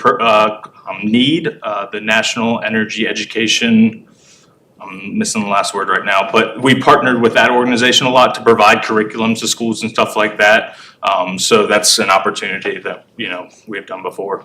Is that something we've taken advantage of in Fluvanna yet? Yes. Awesome. Any more questions? All right, thank you for being here. Great. And thank you so much. Thank you so much for Lovely to inviting me. meet you. Thank you. All right. We're on to our first round of public comments. Any Fluvanna County citizen or employee of Fluvanna County Public School System is welcome to speak, and the expectations are that you address the board, not individual members. You provide your name and voting district, that you do not exceed 3 minutes, and that you're respectful. The 3 minutes are on the television monitors. We will not interact with you during public comment, but you're welcome to ask us questions following the meeting, and there's a second round of public comment afterwards. And I will take just 1 second to remind the board that we all received an email suggesting that someone can come up to the podium and just speak freely, and that there were like some Supreme Court cases that allowed that by the First Amendment. That is not true. That person is irrational and misguided. So, Let's say mistaken. mistaken. So you can't come up here and just take over the podium and speak freely for as long as you want. 3 minutes. Thank you. Nobody signed up? All right, anyone wishing to speak? Mr. Brennan? Sorry, just typed something out. So, my name is Sean Brennan, 2323 Kent Store Way from the Columbia District. First, I just want to thank our board, our superintendent, and staff for the tireless work that they do every single day. Education is never without challenges, but it's clear that there's dedication here for our students, and I respect that. This week, my daughter turns 4 years old, and next fall, she's going to walk into the schools as a Fluco for the very first time. Like every parent, I want her to walk into a classroom that's safe, welcoming, and focused on helping her grow. That's not my only hope as a father, but also it's my responsibility as someone trying to step up and serve his community. I'm excited that I'm running for the upcoming vacancy at the Columbia District seat for the Fluvanna County School Board. But I want to be clear, I intend to do this job free from partisan politics. It doesn't matter who likes my Facebook posts, whose yard signs that my signs are sitting in. It doesn't matter who I sit with, who I talk to. That's the beauty of being independent and independence. It's that I can listen to everybody, because that's how good ideas are found. An idea isn't good or bad because of which side thought of it. It's good or bad because it's whether or not it helps our kids. That's what I'm running to support, and that's what I want people to support. Common sense solutions that move schools forward. So my time in law enforcement and the United States military has shaped how I lead. In the military, you learn that leadership's about service, about listening first, and putting the team above yourself. That's what keeps you focused on the mission. And those same principles guide me in how I want to strengthen our schools here in Fluvanna County. Our students deserve safe, accountable, and proud schools with leadership that listens, leads, and unites. That's the vision I'm going to keep fighting for, win or lose, sitting in a seat or not, moving forward. And I look forward to working with every single person in this room, moving forward from here, moving forward in January. So, and my last thing, with 1 minute left, I just want to invite everybody to our Fluvanna County Fall Festival. It's Saturday, October 11th from 11 to 4. Kids are free, adults are $2. You get in for free with a non-perishable food item. I would much rather get the food item than the $2. All proceeds go back to the community, all food back to MACA. 70 vendors, and it's gonna be a great time. Food trucks, neighbors getting together. It is Fluvanna County, what Fluvanna County is about. So I hope I see everybody there. Please spread the word. It's gonna be a great time. Thanks. Where is it at? Pleasant Grove Park, sorry, same as last year. Thank you. Anyone else wishing to speak? All right, we will close the first round of public comments and move on to reports from the superintendent. Thank you, Mr. Pullen. If Dr. Stribling want to pull up the report, as usual, I'm happy to go into any detail with anything you'd like to. I'll just highlight our assessments are underway. MAP testing, grades 3 through 8. I think that'll finish sometime very soon, mid-September. Our kindergarten readiness, literacy testing at the primary grades will be completed sometime in October. Students who perform below benchmarks will receive differentiated interventions. Support plans will be shared with families. This is as we always do. And then late September and October, we'll have our parent-teacher conferences. The Department of Ed has released last year's SOL results. And so there's an accreditation report that we'll bring to you in October, as we always do. This year, our report cards will have kind of a revised appearance. And so we'll give you more information about that, but there's some examples in the report you can see. This was in response to some conversations that were held on the board, but also among our community, just for having something that's more accessible, something that's quick. And I credit Ms. Suarez for leading a team, several people that participated in that. They've done a great job. I want to express, and I'm glad Mrs. Marsh is still here. So just express appreciation to, so when I became, as a career instructional person, from classroom teacher, principal, director of instruction, assistant superintendent of instruction, and then found myself assistant superintendent of business operations and finance, and suddenly understanding at a much deeper level what goes into all of the operations departments, the nutrition services, transportation, facilities, and just how much has to be done perfectly in order for, by definition, if those things aren't happening perfectly, then none of the rest of the things that we do and we celebrate can happen. And it's not intentional by any means, but it's also not uncommon for us to forget that all that is happening.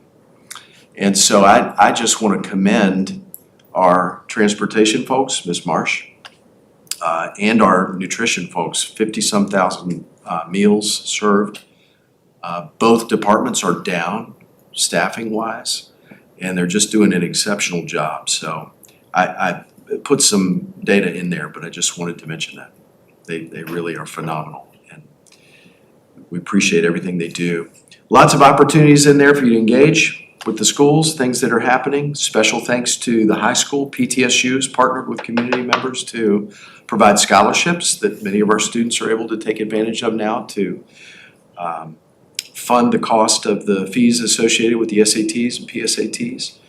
There's an added link that's not in the report. It actually came in after, but we wanted to make sure you were aware of that. Dr. Stribling included. You can pull it up if you want to, but you don't have to. But essentially, it's a partnership that we have with an organization, Rev Your Bev, beverage.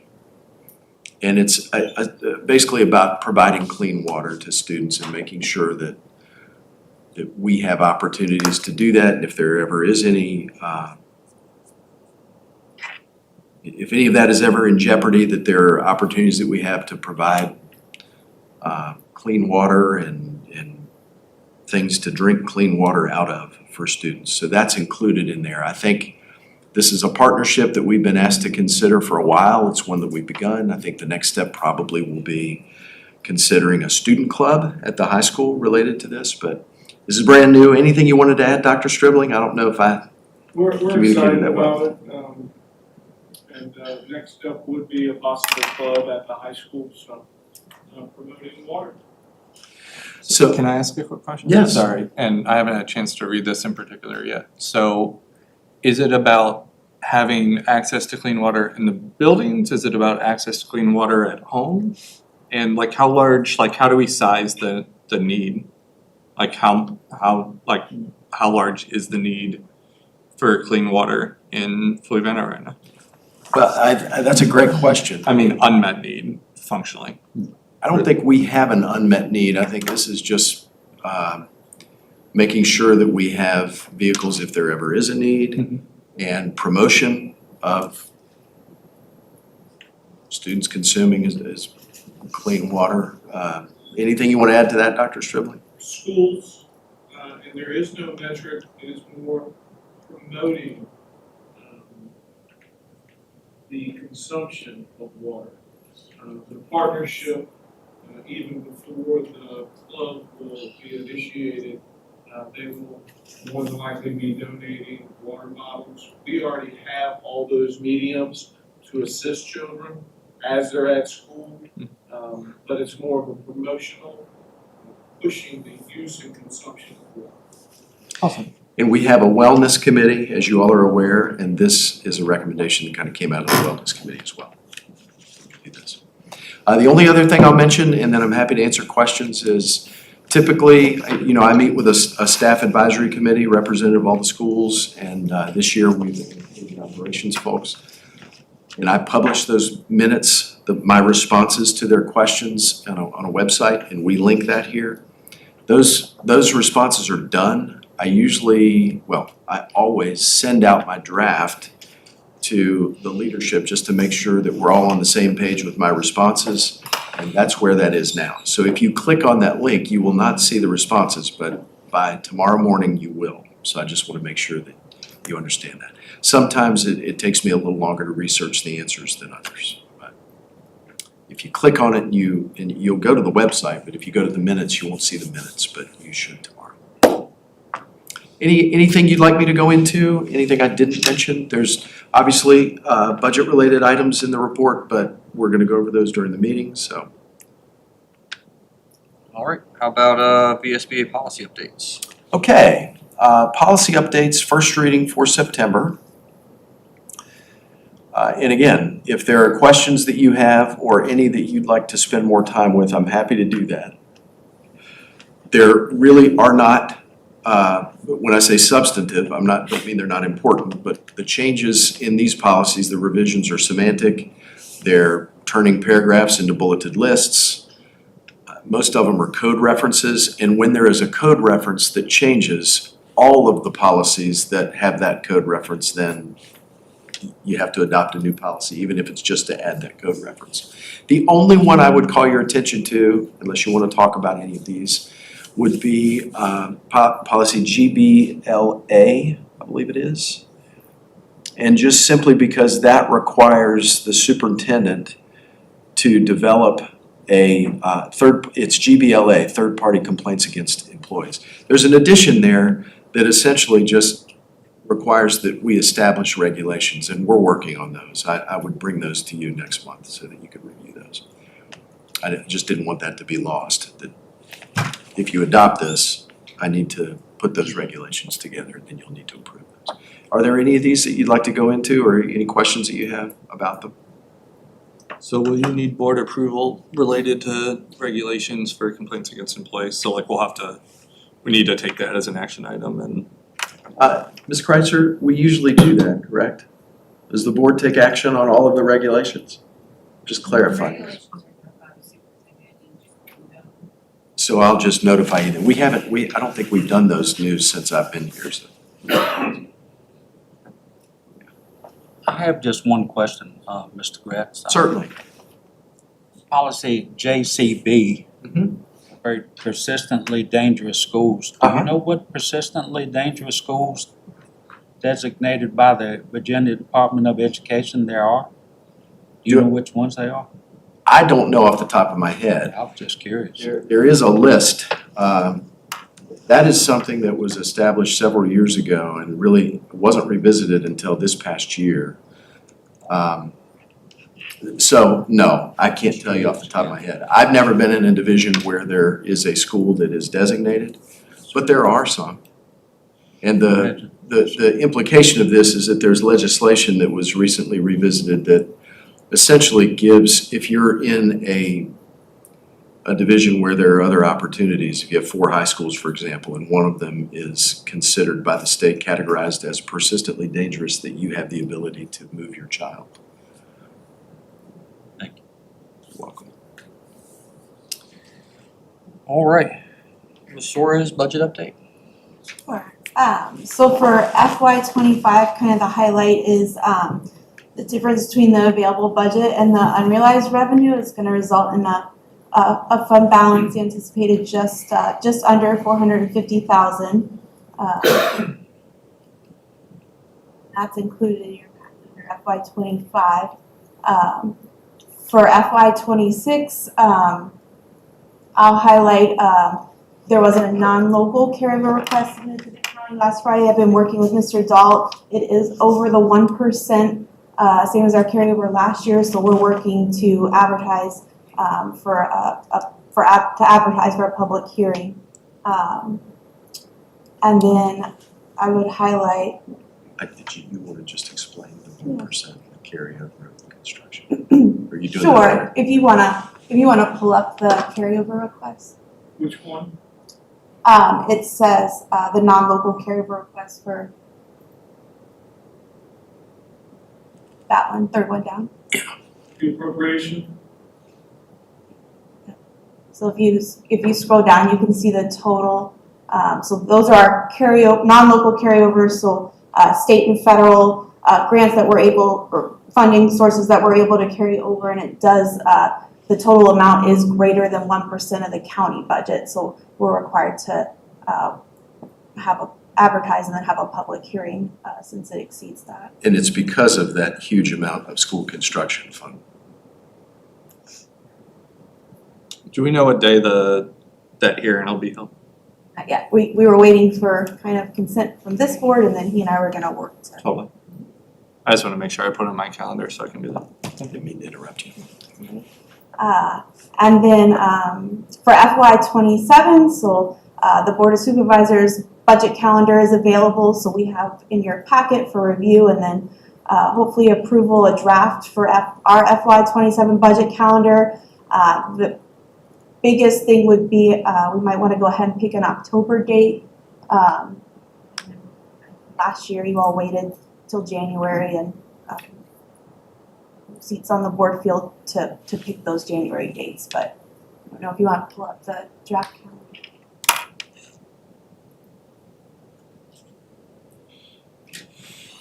Sorry, we don't have any, The first one? No, it's the one that said, I think you've just, oh, I'm sorry, it's a whole separate report item. Second one?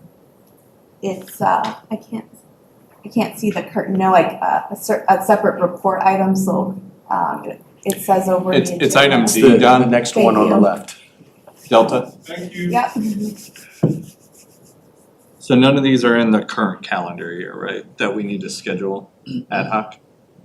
So last year there was one that you all scheduled in October-ish. Oh, I see it now, sorry. I'm and looking then- right at it and I still missed We it. waited to schedule all of the ones in 26 till January.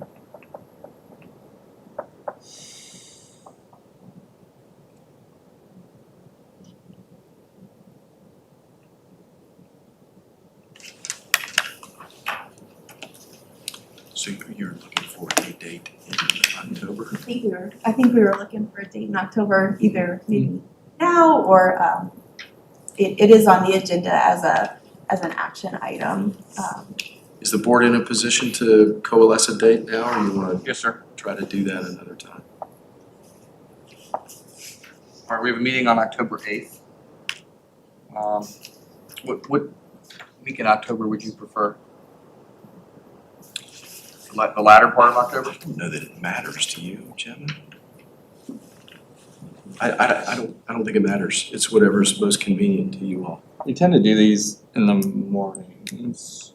Would the following week, like Wednesday, the 15th or something work? sorry, I tend to throw out dates just to see if we can. I could not do the 15th, but I could do the 13th. 14th is Columbus Day, so I think, are we? 14th? I can do 14th. Tuesday morning? I mean, I hate mornings, but I'm always happy to do Yeah, them for this. My son has speech at UVA at 1, so I can do it if I can leave here by 12. Oh, we'll be done. So 9 to 12 tentatively on the Tuesday, the 14th of October. Does that give you enough time to get? Oh, yeah. Just gonna Mark it verify so. my work calendar, but I can't imagine have anything that far out. Starting at 9. Yes, sir. So we'll need to make a motion on that, but it seems like no objections right now to the 14th. Yeah, that's in the 9 to action item 9 to 12 B. and 9A to 12. Cool. All right, Mr. Chair, Yep. can I poke at one more of the VSBA policies thing? Yeah, okay. Thanks so much. I missed it and then it caught my eyes. So I just reread the twin policy as it relates to classroom selection. Mhm. Is that substantively different than the way that we treat singleton classroom requests? It is. Yeah, I would say that as well. It is. Yeah, I So reviewed meaning it. that the parents of twins have a little more agency in being able to determine whether their kids are together or whether to move one twin? Correct. That there's a At least process initially. defined And if for it becomes disruptive, there's less choice in the matter, but there's at least the attempt to try.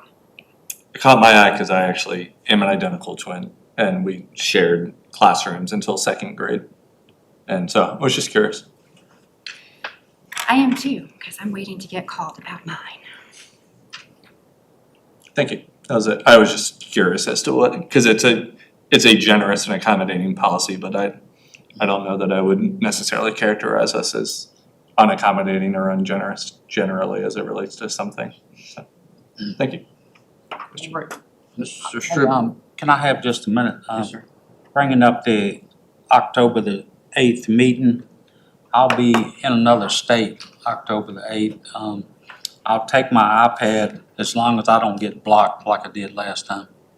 'Cause I got into the closed session perfect. When it came time for the meeting, everything Brandy told me to do, I couldn't get in to save my life, so. And if I can't get through the iPad, I'll just call and go over your phone, Mr. Okay. Betts, if that, That sounds great. James has done it before, I Oh. figured I can do it. Absolutely. That I will never vote against any of you all participating remotely, and you guys have been accommodating to me, and I thank you for that. Right, Mr. Stribling, do you want to review the division CIP plans with us? Sure.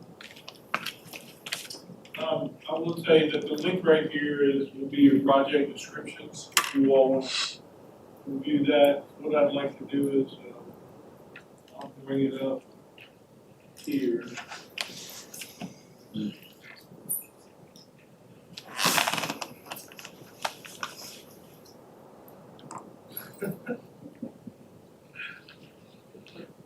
I'm not sure, good, I can see that one, that's great. Before we get into There you go. Before we get into CIP fiscal year 27-31, I do want to thank the board and the Board of Supervisors. We have been using funding that was allocated in last year's CIP 26 through 30. We have purchased 4 new buses and 2 new student vehicles, along with additional metal detectors and some other items. So thank you very much for promoting that and supporting that, and Board of Supervisors. So let's look at fiscal year 27, pretty standard with school buses. There have been 2 years that Fluvanna County Public Schools has not received funding for buses. And so what we have is we're going to have a log jam, or a very informal term, but a log jam in a couple years with our buses, where they're gonna back up. We try and get between the 15 and 20-year replacement cycle. So we typically see a request from 3 to 5. We are doing 6. As you know, prices go up every year, okay? So it is reaching the 1 million mark for 6 buses, okay? Now, a lot of people don't understand, Dr. Gretz was touching on it earlier with regard to the intrinsic pieces that happen day to day.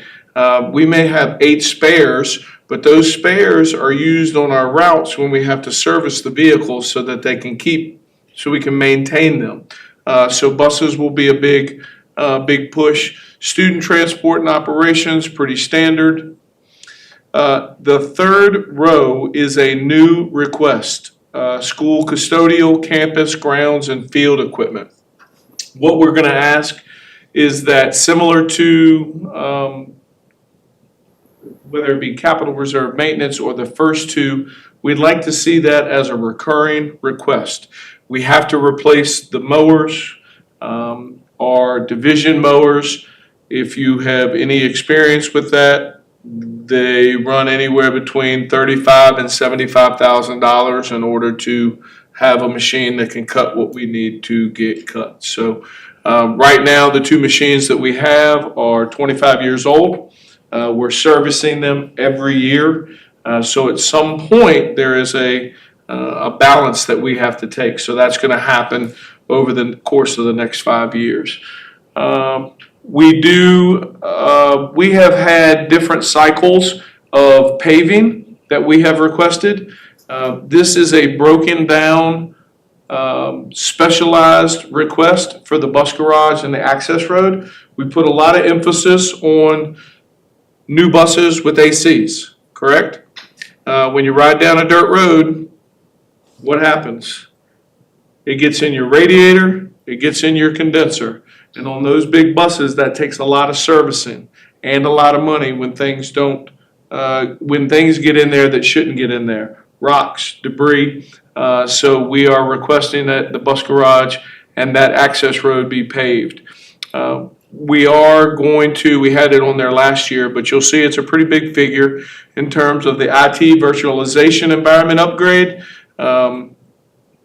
We can go more in depth on that. We are trying to plan for that for the end of life of some of our servers, which is basically the brain, the IT brain of our division. Mr. Gifford would be more than happy to schedule a time with myself and you if you want to get more information on that.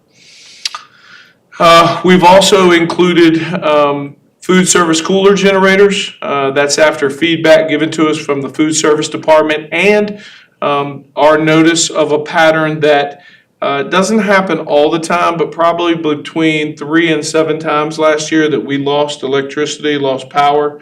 When we lose power for 4 to 6 hours, we lose all the food in the coolers. And that's just not a very fiscal avenue to go. So we put that on the request as well. Additional field house project, we had that on there last year. And refinish and resand the gym floors. A new one is the retaining wall at the annex gym. We're noticing some shift. We're working with shift in terms of the ground and the block, not a safety issue, but we're conscious of it. So we are looking and working with engineers and architects right now to replace that. We're also looking at replacing classrooms. It's a cycle phase for both Central, Carysbrook Middle School with regards to office carpet. And then Carysbrook, we're looking at a fire panel replacement. That's been there since the building was built, which was 1995. If you can scroll slowly down, it's a 5-year cycle plan. You'll also see that we have Abrams Academy Phase 2, which Mr. Bauer spoke to you all at the last meeting.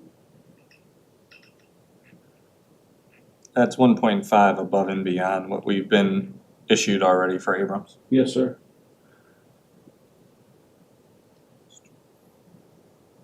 Keep on going down, you'll see the 5-year plan. And the pattern that I hope you all see, and again, we're really not in control of it, but you see that total figure decreasing. Now, it's still 7 figures, but like Ms. Sheridan was saying, we're the biggest organization, have the most people, have the most children, and it takes a lot to take care of this facility. So I know Dr. Gretz gave a shout out to both transportation and food services. Well deserved. Ms. Christian gave a testimony of the teamwork that we do. Same thing for bus garage folks and our maintenance department. So very happy with what they're doing. Any questions on the specific 2027 or the entirety of the cycle? Yeah, so in terms of like rank order and need, obviously, I don't think, I might be mistaken, but I don't think we've ever gone 6 million in CIP in a given year. So ultimately, how does the committee and or you and or will you all be able to sort of rank order or prioritize? Like it's hard for me to sort of like think about advocacy and working with the supervisors to try to do what we can for the schools if I don't know like where in the list the like additional field house might live, for instance. So I'll start by telling and stating what I tell the Board of Supervisors and the Planning Commission. Sure. We would not put them on there if they weren't a priority one. That's where I would start. It really depends on the conversations. I'm meeting with the county administrator and his team next week to start that discussion process. So I would start with all our priority ones. Then through conversation and discussion, we break it down and we can put it on a 1, 2, or 3 level. So I really can't give you where those are right now. Because everybody on that team and that committee, including the Planning Commission, which will ask great questions, they'll have different opinions and values determining where they prioritize it from a level 1 to a level 3. So I can follow up with you after that meeting next Wednesday. Yeah, I'm always happy to plug in. I believe in advocating for these things, but I want to make sure that I'm the most informed person in the room if I'm going to do it. And Dr. Stribling, if I could just mention this. Sure. You all are aware of this, but I mean, the biggest one is the Fieldhouse edition. And that's one that we worked with your legal counsel to address because of, you know, potential concerns related to Title IX. I'm happy to talk more about that, but I mean, that's a glaring number and that's potentially a big concern. It's a big concern, but it's potentially a. So would the new field house be identical to the one that's down there? Or? I would say we're going to try and mirror it. And if you are familiar with, once you go past the current locker rooms. Now, to give everybody context, when this project first started, I found out that the current locker room in Fieldhouse was supposed to be a double-decker. Supposed to be, okay? But it ended up being a single level locker room, mid-room. If you go around, like you're going to the back, most of your utilities are sitting right in that first corner when you start to round and go around to the back practice field. There is room there not to do the entirety, but you could put something there.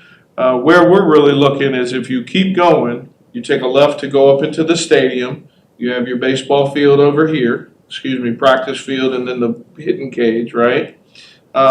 There's a rectangular, probably 150, 160 feet that we could use if we were to do something of that nature. And it'd be in good proximity if you have one right here, so you'd be doing an L, and you could access the fields by both sides. Have we explored whether or not we're able to retrofit the existing one into a 2-story? I don't know anything about the. Fiscally, I think we're better off to look at something on the ground.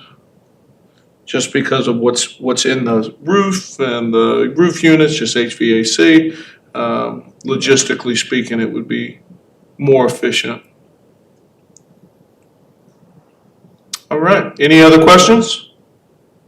All right, thank you. Thank you, thank you. Thank you. All right, is there any unfinished business? I don't know if it's unfinished or new business, but we obviously have a new member and welcome if that wasn't clear enough already. But we do have committees and committee assignments, and it looks like the prep alternate and the delegate to the Blue Ridge, Virginia Governor's School were both held by the Fork Union seat. Dr. Gretz earlier mentioned the Wellness Committee, which we did not appoint anyone to in the last time because I don't think that, or at least I was unaware of it meeting in a way that needed representation. So I guess there's some consideration around how to fill the governor's school and whether or not our newest member has any particular committees that they would like to serve on in the interim. So I guess I'll leave that as a general question to you and the board writ large. It's action item F, it's our last action item tonight to fill those, Right. so. Yep, we can just do it then. I was mostly just trying to make sure that we kind of open the books and we're inclusive about what the committees are, and we can also, I have a list of the committees in front of me, and so I'm happy to share that information as we go. Okay. Any other unfinished business? Any new business? New business, all right. On to action items, approval of VSBA policy updates for August. Board members, there are no changes to these policies. You reviewed them, we discussed them last month. As always, I'm happy to discuss any of them, but otherwise I just recommend them as they are. You'll notice there's obviously, you've seen, there's a separate item related to the cell phone policy, so that's not part of the slate. No changes here. These are less controversial ones. All right. Would anybody like to make a motion regarding the VSBA policy updates for August? Mr. Chair, I move that we approve the VSBA policy updates for August. I'll second that. All right, we have a motion and a second to approve the VSBA policy updates for August. Any discussion? Hearing none. All those in favor of approving the VSBA policy updates for August, please say aye. Aye. Any opposed? Chair votes aye. We are on to the approval of policy JFCN regarding cell phones. Before we have discussion, does anybody want to make a motion? Sure. I will move that we adopt policy FJCM, the cell phone policy. JFCN? Did I kick that again? Juliet, Frank, Charlie, Mary, I don't know. Mike, as it is. I'll second it. All right, we have a motion and a second to approve the cell phone policy JFCM. Is there any discussion? I'll note that I was disappointed in the result of the last, I'm disappointed in a lot of this, actually. One, as much as I don't agree with the policy, I've made my preferred policy position stated that I think that kids having their cell phones at lunch or in the halls isn't that dramatic a problem, and I think it provides a relief valve in order to better keep cell phones out of instructional time. That is not what was approved or passed or legislated by our state government. They instead have a bell-to-bell policy that is mandated by law. We knew that in the last meeting. We were unable to come to a majority to pass something that we are legally required to. I continue to be amazed the number of times on this board, whether in public or in private, that I've been asked to break or disregard law. That is not a good example for our students. It is not practical. We don't get to cherry pick what laws we follow, or at least we don't get to cherry pick whether or not we're held accountable for them. And although I don't agree with this policy at all, it is law, and I believe that we are negligent in not passing it. Any other discussion? Yeah, I'd like to ask, Mr. Gretz, and Andrew spoke earlier, that things were going good in the schools and children weren't using the phones a lot. What are y'all doing in school now? That's a great question. So the big difference between this policy that you would be passing tonight and where we are right now is the use of the term that comes right out of the governor's original executive order, 33, bell to bell. So right now, cell phones are prohibited, student use of cell phones, possession of cell phones prohibited during class. So instructional time, meaning they can use them in the hallway, they can use them in the lunchroom. The law in this policy extends that to essentially everything that happens during the school day after the first bell that initiates the first block of school until the final dismissal. So the difference in what's going on now would be the hallways and the lunchroom, essentially. Do you foresee any disruptions happening if this policy passes? That's a great question. I don't. I mean, I think, so there's a wonderful piece in the student newspaper at high school. I don't know how many people have been able to read that, about the cell phone policy. The Fluco Beat. And students are keenly interested in this, as I've shared with you. I met with them last year. I've asked the principals to put together a student advisory committee this year. Haven't met with any of them yet. I don't even know who's on the high school committee. But I'm looking forward to talking with them about this. I think there's misunderstanding about where we are now and where we would be moving. What we're doing this year is not a change from what's been in your policy and in our handbook in previous years. If you remember last year, I don't mean to make this too long of an answer, but last year when the executive order came out, we were anticipating the General Assembly would do something, and so the board decided, let's wait and see what comes out of the legal process and respond then. But in the meantime, let's make sure that we're enforcing things to fidelity, because we weren't necessarily. So we were doing different things in different rooms, and none of that malicious, but it just wasn't, what we already had wasn't necessarily being enforced, so let's really get serious about that. I think that there are students who have experienced this, just anecdotal on my part, having spoken to them even this year about this. And we have some that are here, I don't want to put them on the spot, but I do think that students have experienced a difference. The policy hasn't changed, but the disposition that the school has had towards enforcing it is a little different.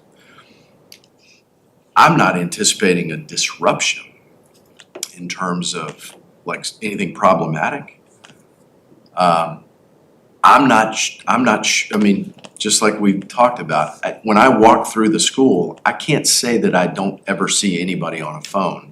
I'm not sure that I'm paying that much attention. I do note that I don't think that it's widespread to the extent that this policy is going to be disruptive. Like everybody's on their phones and suddenly now they can't be. That's my best answer, Mr. Key. Kids have the ability to email their parents from their email, right? Or Chromebooks. Yeah, I know myself. Well, I don't want to speak for them because their school accounts do not permit them to communicate or for people to communicate with them that aren't also coming from school accounts. Yeah, I Yeah, learned there's a young woman right there who I think has an answer. Yeah. I'm sorry to put you on the spot. It's okay. I don't have parents who work at the public schools, so I don't have access to my parents during the day. Some people whose parents work at the schools, they can email anyone in the school system. So, but I don't have a family member who works at the school, so if I were to need something during the day without my cell phone, I would not have access to it. They block them all on apps off of their work accounts. And I know, like, I have virtual Virginia classes, and when my teacher attaches my mom's MSN email to the account, it says be aware of like a scammer or a hacker or something. And it usually doesn't let her messages go through the monster. I mentioned before that we've received communication from students while we're in meetings. And now I understand that we've been discussing a topic that's important to students, and we've literally got an email in the middle of a meeting. And that's because we have the same Apps.Fluco account. That's right. So, okay, that makes sense. What, someone mentioned that I mentioned the cell phone today, cell phone usage. That was in private, but I'll say it in an open session. I walked into the gym and there was I would say well over 100 kids moving around. I didn't see a single cell phone. The only person who had their cell phone was me, and I was using it to take notes. So again, I'm not saying it's not an issue. I think that we're addressing it differently. I called a couple high school teachers specifically, including a former board member, and asked, "Hey, you're a new teacher. What do you think about the cell phones?" I said, "I don't have a problem with it in my class. I don't have any cell phone issues in my class. I addressed it on day one. Hasn't been an issue." And I've heard that from a lot of teachers. I think it's like anything else. Sometimes we fail to address the problem, and we're, I guess, expecting Richmond to pass a law that's going to solve this issue, but I just don't see where it has any real merit.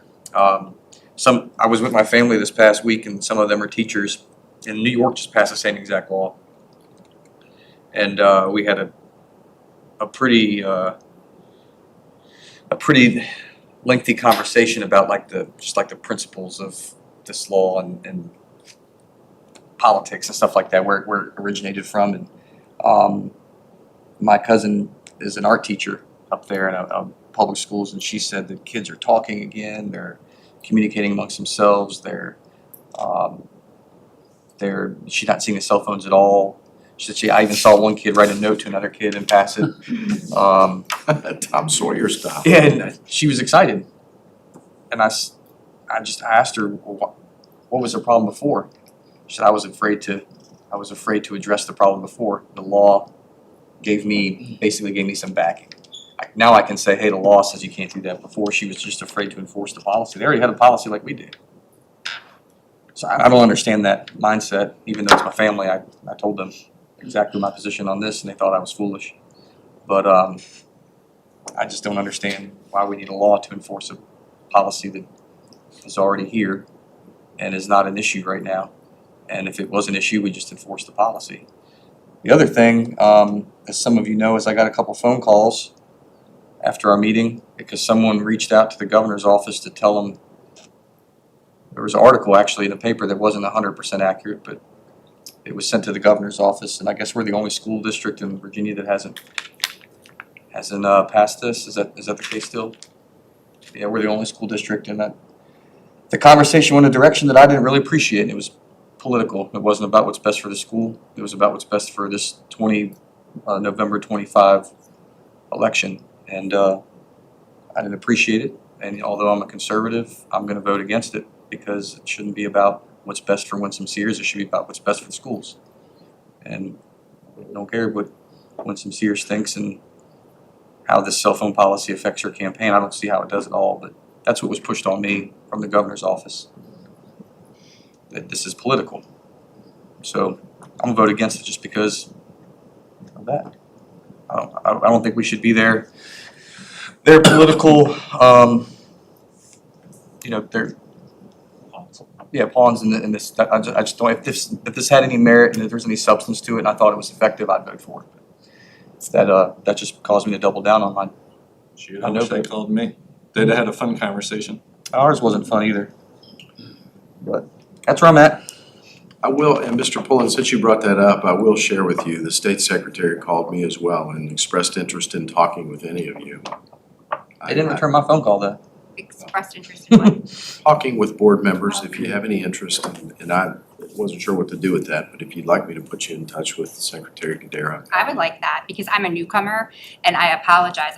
You might have been able to tell I spent a little bit of my time preparing for this particular meeting, focusing on the SRO issue among some other things that are more closed session oriented. So I feel unfortunately unprepared to actually, make a position on that. And here's why. I want to spend some time on the definitions of bell to bell. And, you know, I want to read the newspaper article, as I haven't had a chance to do that. I didn't know it existed. I've had some mental health colleagues with like Region 10 bring up some mental health implications that this particular person thinks is important. I want to give her some time to talk about those because she's senior admin there. So I'd like to learn more. And I want to review the allowances for IEPs as it pertains to this particular policy. That's a special interest of mine. I'm on the Special Education Advisory Committee, and I have a child with an IEP who was previously nonverbal and relied on devices that did have internet capability to communicate and for tracking purposes. So, and in light too, like these are separate issues. I don't want to conflate them, but I really want to know what I'm talking about because, you know, we have kind of really discussed the SRO issue tonight. And so unfortunately, these two things are happening at the same time. We're talking about tightening up on communications access and lessening physical, you know, high visibility deterrent to violence at our schools simultaneously. And I don't think that's by design, and I don't want to conflate it because they are two separate issues. One's not dependent on the other. But I think it's hard to look at parents and say, last year we had 4 SROs, this year we have 2. We don't know when the other 2 are coming back. We can't even agree if we're in compliance with the grant we have. But oh, by the way, they can't use their phones as much as they have been able to. That feels rough to me. And I was thinking too, like August 13th, Culpeper, Virginia had an arrest outside of an elementary school with an intoxicated, angry parent. 8/27, Minnesota had a school shooting in a church. 9/2, there was a shelter in place at Albemarle due to an unrelated manhunt for a shooting suspect that went on more than one day. 9/4, Waynesboro, Virginia, they had an elementary school, a student with a firearm in a backpack. 9/5, King William, Virginia, there was a scare there, and there are pictures online that are readily available of the sheriff in shorts with a vest on, running with a long gun to the school in a panic. 9/5, Hampton, Virginia High School, there's gun found. And then today, I don't have any details because I think it came out while I was here, but there's been a school shooting in Colorado. So I just think it's a lot to process. And I think one can impact the other. So, Dr. Brett, since they are aware we're the only school district that have not passed this policy, do they mention any consequences of not passing this law? I don't know of any consequences, and to be clear, I have not uncovered that data. That's what was communicated from the state secretary and then whoever called. And there will be I haven't seen that. an administrative change one way or the other in the next 4 months. What was told to me was, do you understand you're the only school district in the Commonwealth of Virginia? And I said, I don't believe that's true. I can't believe that's true. And they said, no, you are. And I said, so all the things you guys are dealing with in Loudoun, Fairfax, and Prince William, they in fact enacted this policy. And they said, yes. And I said, I'd have to do some research. I could be wrong. Maybe that's true. And they said, can you please just give the governor a win on this? This is really. Well, and whether we are or I not, said- I don't see the relevance. I said that to me it's not answering my questions. The questions I have are more like the questions Nikki has, and they didn't want to have that discussion. It was more, can you just give us a win? And I said, I don't understand how this even helps, but I'm not looking for a win for you. I'm looking for answers to our questions for Fluvanna. And that was the last I talked to him. I tried to call back, but I didn't get a return. I do understand we have an obligation to follow the Code of Virginia 9250 as amended, and I intend to do so, but I need to be prepared to do that, and I'm not at this time, and I apologize. And I want to pay respects to the fact that you're new on the board and that you're serious, and I understand that you mean what you've said there. I do fundamentally just have a problem. So one, obviously, there are details to be had as it relates to exceptions related to IEP, et cetera. There are certainly exceptions related to that in this document. We're also not we're not asking kids to give up their cell phones or put them in a locked box. It means that they just don't have them out and aren't using them during lunch and during class. It doesn't mean that they're not on their person. That would be wildly difficult to enforce. And so, in case of emergency, I would be hard pressed to believe the school would be worried about who has a cell phone in that moment in a lockdown or in other cases. I do just continue to have an absolute rejection of the notion that we have a passed piece of legislation and are required by law to follow it, and that we're like somewhat casually having conversation about deciding not to. I mean, clearly actions have consequences. You can choose not to wear your seatbelt on the way home, but you can't reject and or deny the ability of police to ticket you. I mean, I don't reject the law that says, and I don't have specifics on the law in front of me, but like, for instance, I don't know, get the heck out of the way when an emergency vehicle had their lights on. But like, that's relevant to a lot of you in the room. And like, what if I decided just not to follow that and to like obstruct? There are real consequences for others when we decide to break laws. I still continue to think that this is pretty reckless and casual of us to decide that we are not going to follow the law. I find that fundamentally problematic, especially in a world in which we seek to, enforce policies in our own buildings and to build good citizens who contribute to society and who follow the laws as they exist. And I think it is really quite poor form. I understand your need for time, and so I want to like be respectful to that, Nikki. I also think that it has been and is unprofessional and reckless to just decide that we're going to defy mandates. Like, if anybody here in this room wants to be involved in the policy making at the state level, there are avenues for that. There are elections for it. They didn't listen to us. We actually offered a lot of input on this. Yeah, but those individuals that ultimately voted yes or no for this are elected. We have a system for that. And so we don't get to just say like, they passed that and I don't like it, so I'm not gonna follow it. It is still law. What? I need to educate myself more, but like in the past, when something like this has happened to me at a state agency, there's sometimes the opportunity to ask for guidance or an opinion from the Attorney General.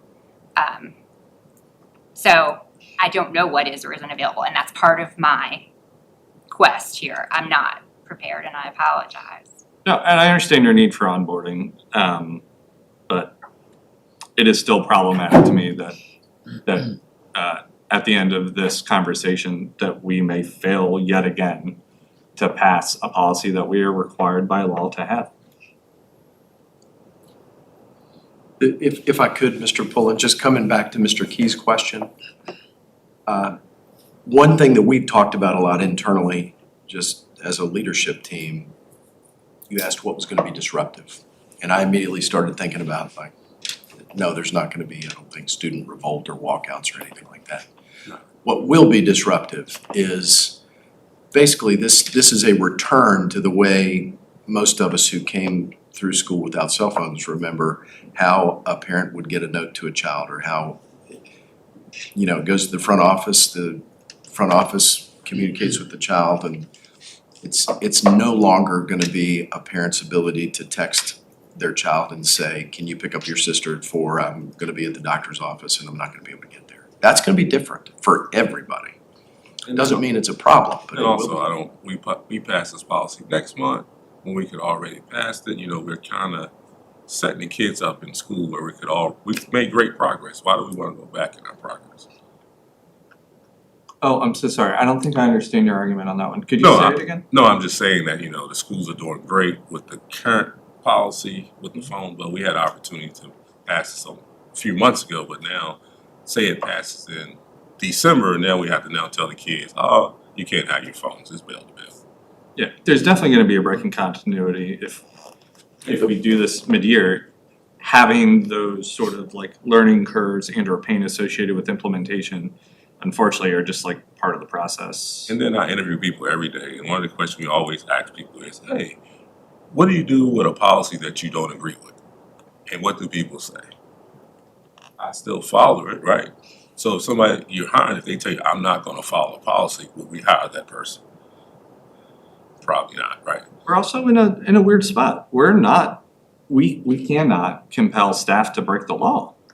And like, this is a moment in which, by not setting up the policy, we are functionally asking staff to like look the other way on something that like legally student, Code trumps policy anyway, so I'm it's sorry? really irrelevant what we do. Do you know, I mean, if you wanted to take it, you know, like, I mean, the law is I don't the know, are law. we gonna punish a teacher for going around and like admonishing every student in the lunchroom for having their phone because our policy is in conflict with state law? It wouldn't be punished because there's no penalty in the Yes, law. no penalty. It's not by, I don't know, these are questions I don't know, Yeah, like, it's no but. penalty. again, this is all just political. That's all it is. If it had any merit, I would support it. Again, we don't have. I acknowledge, but I also don't like adopt and or follow laws that only the laws that I think have merit. All of that being said, me personally, I think cell phones shouldn't be heard during instructional time myself. But if that's a law, you know, to not have cell phones in schools, I'd go along with that. It was the law last month. Well, I don't care right there, really, James, and you don't have to get into law and all that stuff. I guarantee you, you don't stop at every stop sign or put on every time you make a turn. Or do you speed? I bet you do. But it's not because it's law, it's just because it's the thing to do. Oh, I think I was just arguing that like there's been no change in its legal status from when you voted against it last month. Okay, that's Okay. fine. Has anybody heard from any parents? I have. I've heard, I got a I've call heard this from week. former employees why I voted against the cell phone policy. Oh yeah, I've been called every name in the book by the one side of the political spectrum for not voting for it. I don't think it's a political thing. I think that's why I'm disgusted by the phone calls we receive. Again, if I get a phone call from the governor's office tomorrow saying, hey man, I was wrong about what I said earlier, let's talk about why this is important. And we're gonna follow up next year with something else that's gonna strengthen this. And we're gonna get more input. Well, they won't do that next year because it'll be a different governor, but you know, give me something other than this is really gonna help us in November. It actually made it harder for me to support this. I'll admit that would have annoyed the crap out of me because we don't politicize what we do in this room for electoral purposes or for partisan purposes. And so that to me is And I don't think the bell-to-bell thing's in question because I don't know that they're out from, I mean, we're not seeing them from bell to bell. That's what I'm thinking, like the premise of this doesn't make sense to me. If the teachers are saying there isn't a bell-to-bell problem, then why are we addressing a bell-to-bell problem? I am with you that I prefer a policy that does not have bell to bell, but it is still the law. Well, as you know, we've joked about it last time. With COVID, with bathrooms, with this, with anything else, if I don't agree with it, I'm not voting for it, law or not. Yeah, I'm just not going to. But have we had all the discussion we need to have? Is everybody else ready to vote? Yeah. All right, we had a motion and a second. Let's call the question. All those in favor of approving policy JFCM regarding cell phones, please say aye. Aye. Any opposed? Any abstentions? All right, so we have, and I'm gonna vote no. So we have 3, 1, and 1 abstention. The policy passes. Thank you for the tone of the discussion, all board members and chair for managing that. No problem. And I guess we'll see if the next article gets forwarded to the governor's office after this meeting. Approval of the FMS 6th grade enhancing math vocabulary study with UVA. Mr. Chair, I move that we approve the FMS 6th grade enhancing math vocabulary study with UVA. Is there a second? I'll second. All right. We have a motion and a second to approve the middle school 6th grade enhancing math vocabulary study with UVA. Is there any discussion? Mr. Superintendent, Dr. Gretz, do you advise that we adopt this policy and allow parents and students to participate in this? Yes. Do you have any reservations about it? All right. Any more discussion? All those in favor, please say aye. Aye. Any opposed? Chair votes aye. On to the approval of the 2027 budget calendar. With the addition of 1014. Mr. Chair, I move that we adopt the, sorry, excuse me for language here, the 2027 budget calendar with the addition of Tuesday, October 14th between 9 a.m. and 12 p.m. as our school board seminar and leaving the remaining TBDs to be scheduled at a later time. All right, is there a second? I'll second. Right. We have a motion and a second to approve the 27 budget calendar with October 14th from 9 to 12 being our seminar. All those, or is there any discussion? All those in favor, please say aye. Aye. Any opposed? Chair votes aye. We are on to the approval of the division CIP plan. Anybody willing to make a motion? Since I'm on the CIP committee, member for the board, I'll vote we pass the division CIP plan as presented. Second. All right, we have a motion and a second to approve the division CIP plan as presented. Any discussion? Well, just want everybody to know, this is just a ask, just because we ask, doesn't mean we're gonna get it. But if you don't ask, you're definitely not gonna get it, kind of like at Christmas time. Yeah, I'll note that I'm happy to see a clip of about 6 buses a year on here.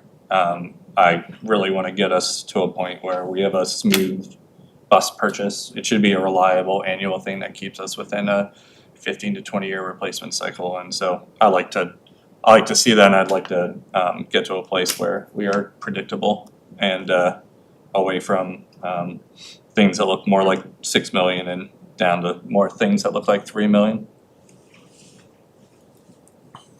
I'm pretty concerned with the 6 million number, particularly the field house. Mhm. Yep. And I'm not 100% sure how the Title IX impacts that. I don't understand all of it, to be honest with you, but I know it's important. But also because I won't be here when you all are debating this in January, I'll support it just so you all can keep moving forward, and whatever happens after that happens. All right, all those in favor of approving the division CIP plan, please say aye. Aye. Any opposed? Chair votes aye. We are on to the approval of school board committee designee for prep. That's the alternative. Excuse me. It's a Piedmont. It's not an alternate. I thought it's an alternate. I'm sorry. It is so I am the representative for prep. So this should say alternate, not alternative. Yeah. It does say alternative. Yes, the alternate. Sorry. I read that wrong. I said, what alternative mean? And then Blue Ridge Virtual Governor School, the primary delegate. We would actually need a motion and a second to start discussion. Yeah, I'm happy to. Why don't how to do this? Ms. Sheridan, are you willing to allow me to make a motion for you to assume those, and then we'll have discussion and we can vote no? Yes. Okay, so I'll move that Ms. Sheridan become or fill the vacancies for the Blue Ridge Governor School delegate role and the alternate role on prep. My second.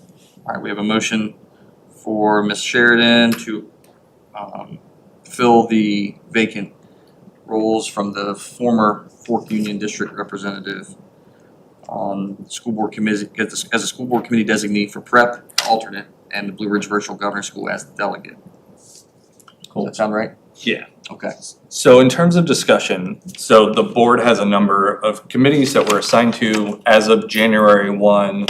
The assignments are as follows. So Charles is on the SPED advisory and our CIP representative.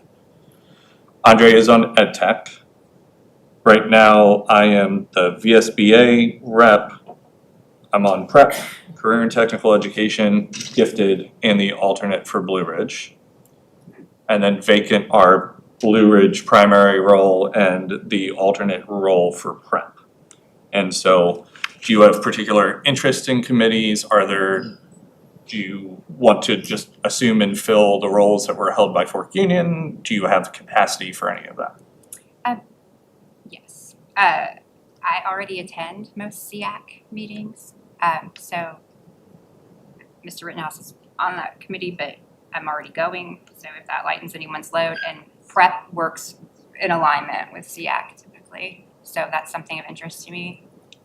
And seems like you might have a disproportionately high number of assignments, so I didn't know how you feel about that. About prep? Well, no, just you seem to be on a high number. It is a lot. I'll note that Tuesday there was a CTE meeting that per work meetings I was just unable to attend. And so if that's something that you're interested in, the career and technical education, it's a really kind of unfortunate acronym with brain injury and everything, but to the extent that that or gifted is of interest to you, I'd be happy to relinquish those for the rest of your term. Okay, would you want us, well, wait, you're already on the governor, so you can't be on it and be. I'm not on So do you wanna switch? So which one? So I'm prep, I would be prep alternate, and then I would take one of yours that conflicts with your schedule, I guess, most frequently, and you could do the Blue Ridge Governor's School. Is that of interest to you or not so I much? mean, it's fine, whatever works for you. Would you want to be primary or alternate on Blue Ridge? Alternate. Alternate, I'll be happy to do that. You wanna And switch? then, And so- then, is the CTE one? That's fine. Yeah, I don't think that I've been able to attend many because they've happened to overlap. Okay. And so I think what I hear before I ask for a friendly amendment is that Ms. Sheridan would be happy to take career and technical education as the primary and sole delegate and serve as the alternate for Blue Ridge and prep. And that I would assume the Blue Ridge primary for the rest of the year, unless someone else wants it. Mr. Kreitzer, do you have that? Okay. I'll make And sure it's is documented that- correctly, because I won't remember. Does that work for anyone? Does anybody else feel any kind of way about the committee assignments such that we want to shuffle them now? We'll do this again in January. I think Okay. a little disruption is possible till January. Okay, could I have a friendly amendment to the motion that Ms. Sheridan will be primary for career and technical education and alternate for both Blue Ridge and prep, both of which I will serve as primary delegate for now. All right, I have Ms. Sheridan being the primary for CTE and alternate for Blue Ridge and prep. Yep, and I'll note for all board members who are gonna be here in January that I will be looking to cut this list down. That I'm happy to do it for the next 4 months with Blue Ridge, but that at some point we need to reshuffle these. All right, So friendly amendment, who was the second? Did we get a second on this one? Yeah, I'll second. yeah. I'll second the. So we have approval of school board committee designee, Ms. Sheridan as the primary for CTE and the alternate for prep and Blue Ridge Virtual Governor School. And then part of that needs to be for me to be the primary delegate for the Blue Ridge Governor School. Who's primary for prep? It's me. You wanna switch? I have a long-winded answer for you, and I think the short answer is no. I'll trust you. There is a lot of history with prep and some logistics, so I think that it's better that I stay for now. Will you state your motion one more time? I would love to. Sorry. No, it's all good. So to restate the motion and we'll consider this friendly amendment, I would like to move that Ms. Sheridan be the primary career and technical education delegate from the board to serve on that committee, that she would serve as the alternate for Blue Ridge Governor School and for prep. And because we don't have a primary delegate for Blue Ridge Governor, that I would assume that position. Is there a second? Yeah, I'll second. All right. Any more discussion? All those in favor, please say aye. Aye. Any opposed? Chair votes aye. Ms. Kreitzer, could you invite me to all things Blue Ridge Governor School? On calendar-wise, as they come up. Thank you. All right, we are on our second round of public comments. Any Fluvanna County citizen or employee of the public school system is welcome to speak. Expectations are the same as before. Please do not exceed 3 minutes and please be respectful. We will not interact with you during public comment, but of course you're welcome to interact with us after the meeting. There's nobody signed up. Is there anybody wishing to speak? Time is on the monitor. Good evening, Sarah Johnson, Cunningham District. I wanted to mostly just say a huge welcome to Ms. Sheridan. I greatly appreciate the homework she clearly did leading up to her first official school board meeting as our interim Fork Union representative in the conversation regarding school resource officer, so thank you. Fluvanna schools can only benefit when members of the board read the agenda and are prepared ahead of time for any pressing issues the board may face. Our schools prosper from having engaged school board members. Ms. Sheridan's actions this evening show she truly cares about our schools and will work hard on her time on the board. I have to add, it also personally thrills me to see a mom with students currently in the schools on this board. I look forward to seeing the other great questions and energy that Ms. Sheridan brings. Thank you. Is there anyone else wishing to speak?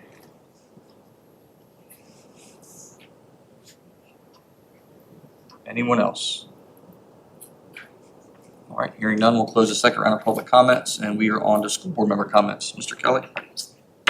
Yeah, so lots of stuff happening these days.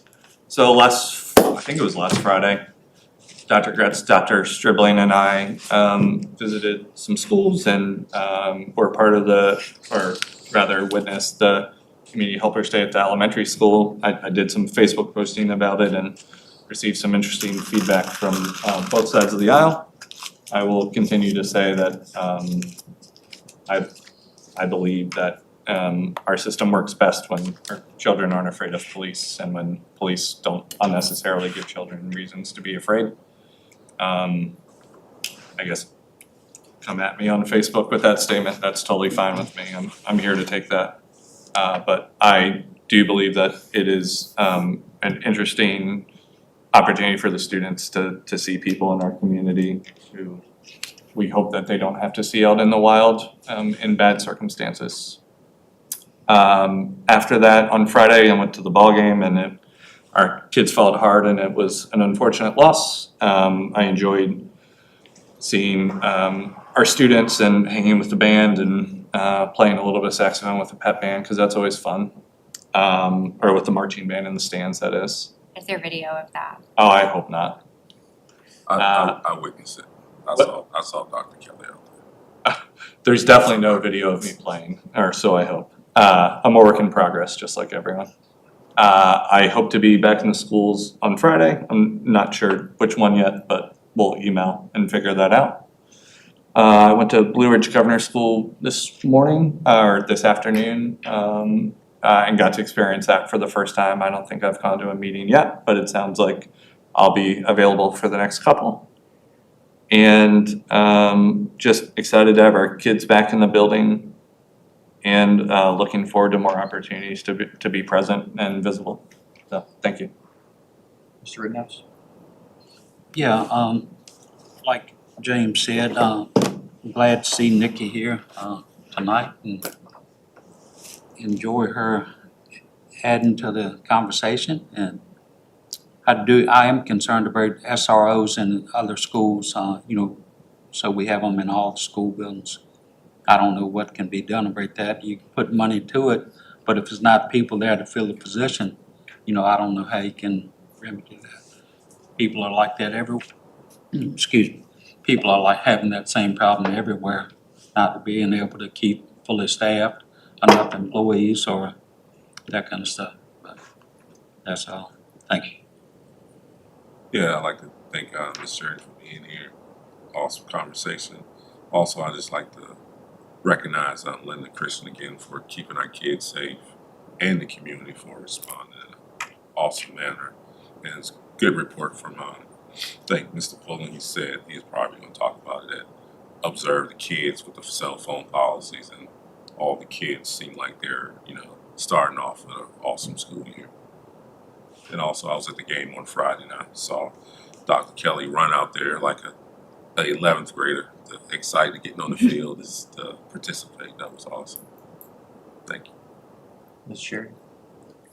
I just wanted to point out, came to my attention that Central Elementary School won Best Public Schools for 2025 Reader's Choice for the rural Virginia. So shout out to Central. On September 20th, there are two things. One, there's going to be a grand opening at Pleasant Grove of the first ADA playground in Fluvanna. And that's something that Parks and Rec's been working on diligently for a while. And then there's also going to be Fork Union Day, where some of our Special Education Advisory Committee correlated students will be marching and carrying a flag in the parade in Fork Union. And lastly, I am really supportive of our efforts to bring free breakfast and lunch to all students in Fluvanna. And I was following the food services socials recently, and I did see a really nice photo of a lovely array of fresh fruit that really just kind of made me want to pick up one. So that looks nice. And I'm glad students have access to that. Mr. Chair, would you spot me one last notice of an event coming up? Yeah, go for it. Thanks. And repeat the one that Sean had too. I don't remember the date of it. The Fall Festival on October 11th from what time to what time? 11 to 4, Pleasant Grove Park, all are welcome. There you go. Bring non-perishable food.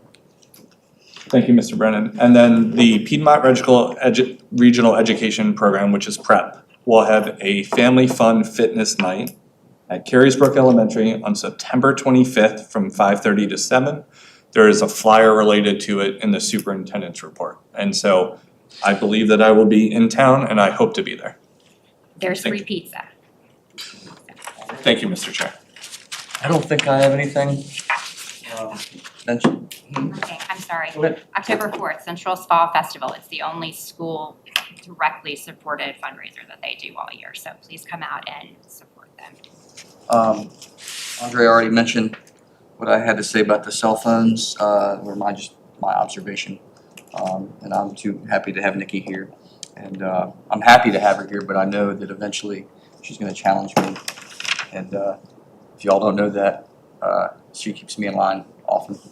So if anybody's gonna challenge me, I'll hear it from James and Nikki, both sides. And I'm excited for that, over the next 4 months. Other than that, I got nothing else.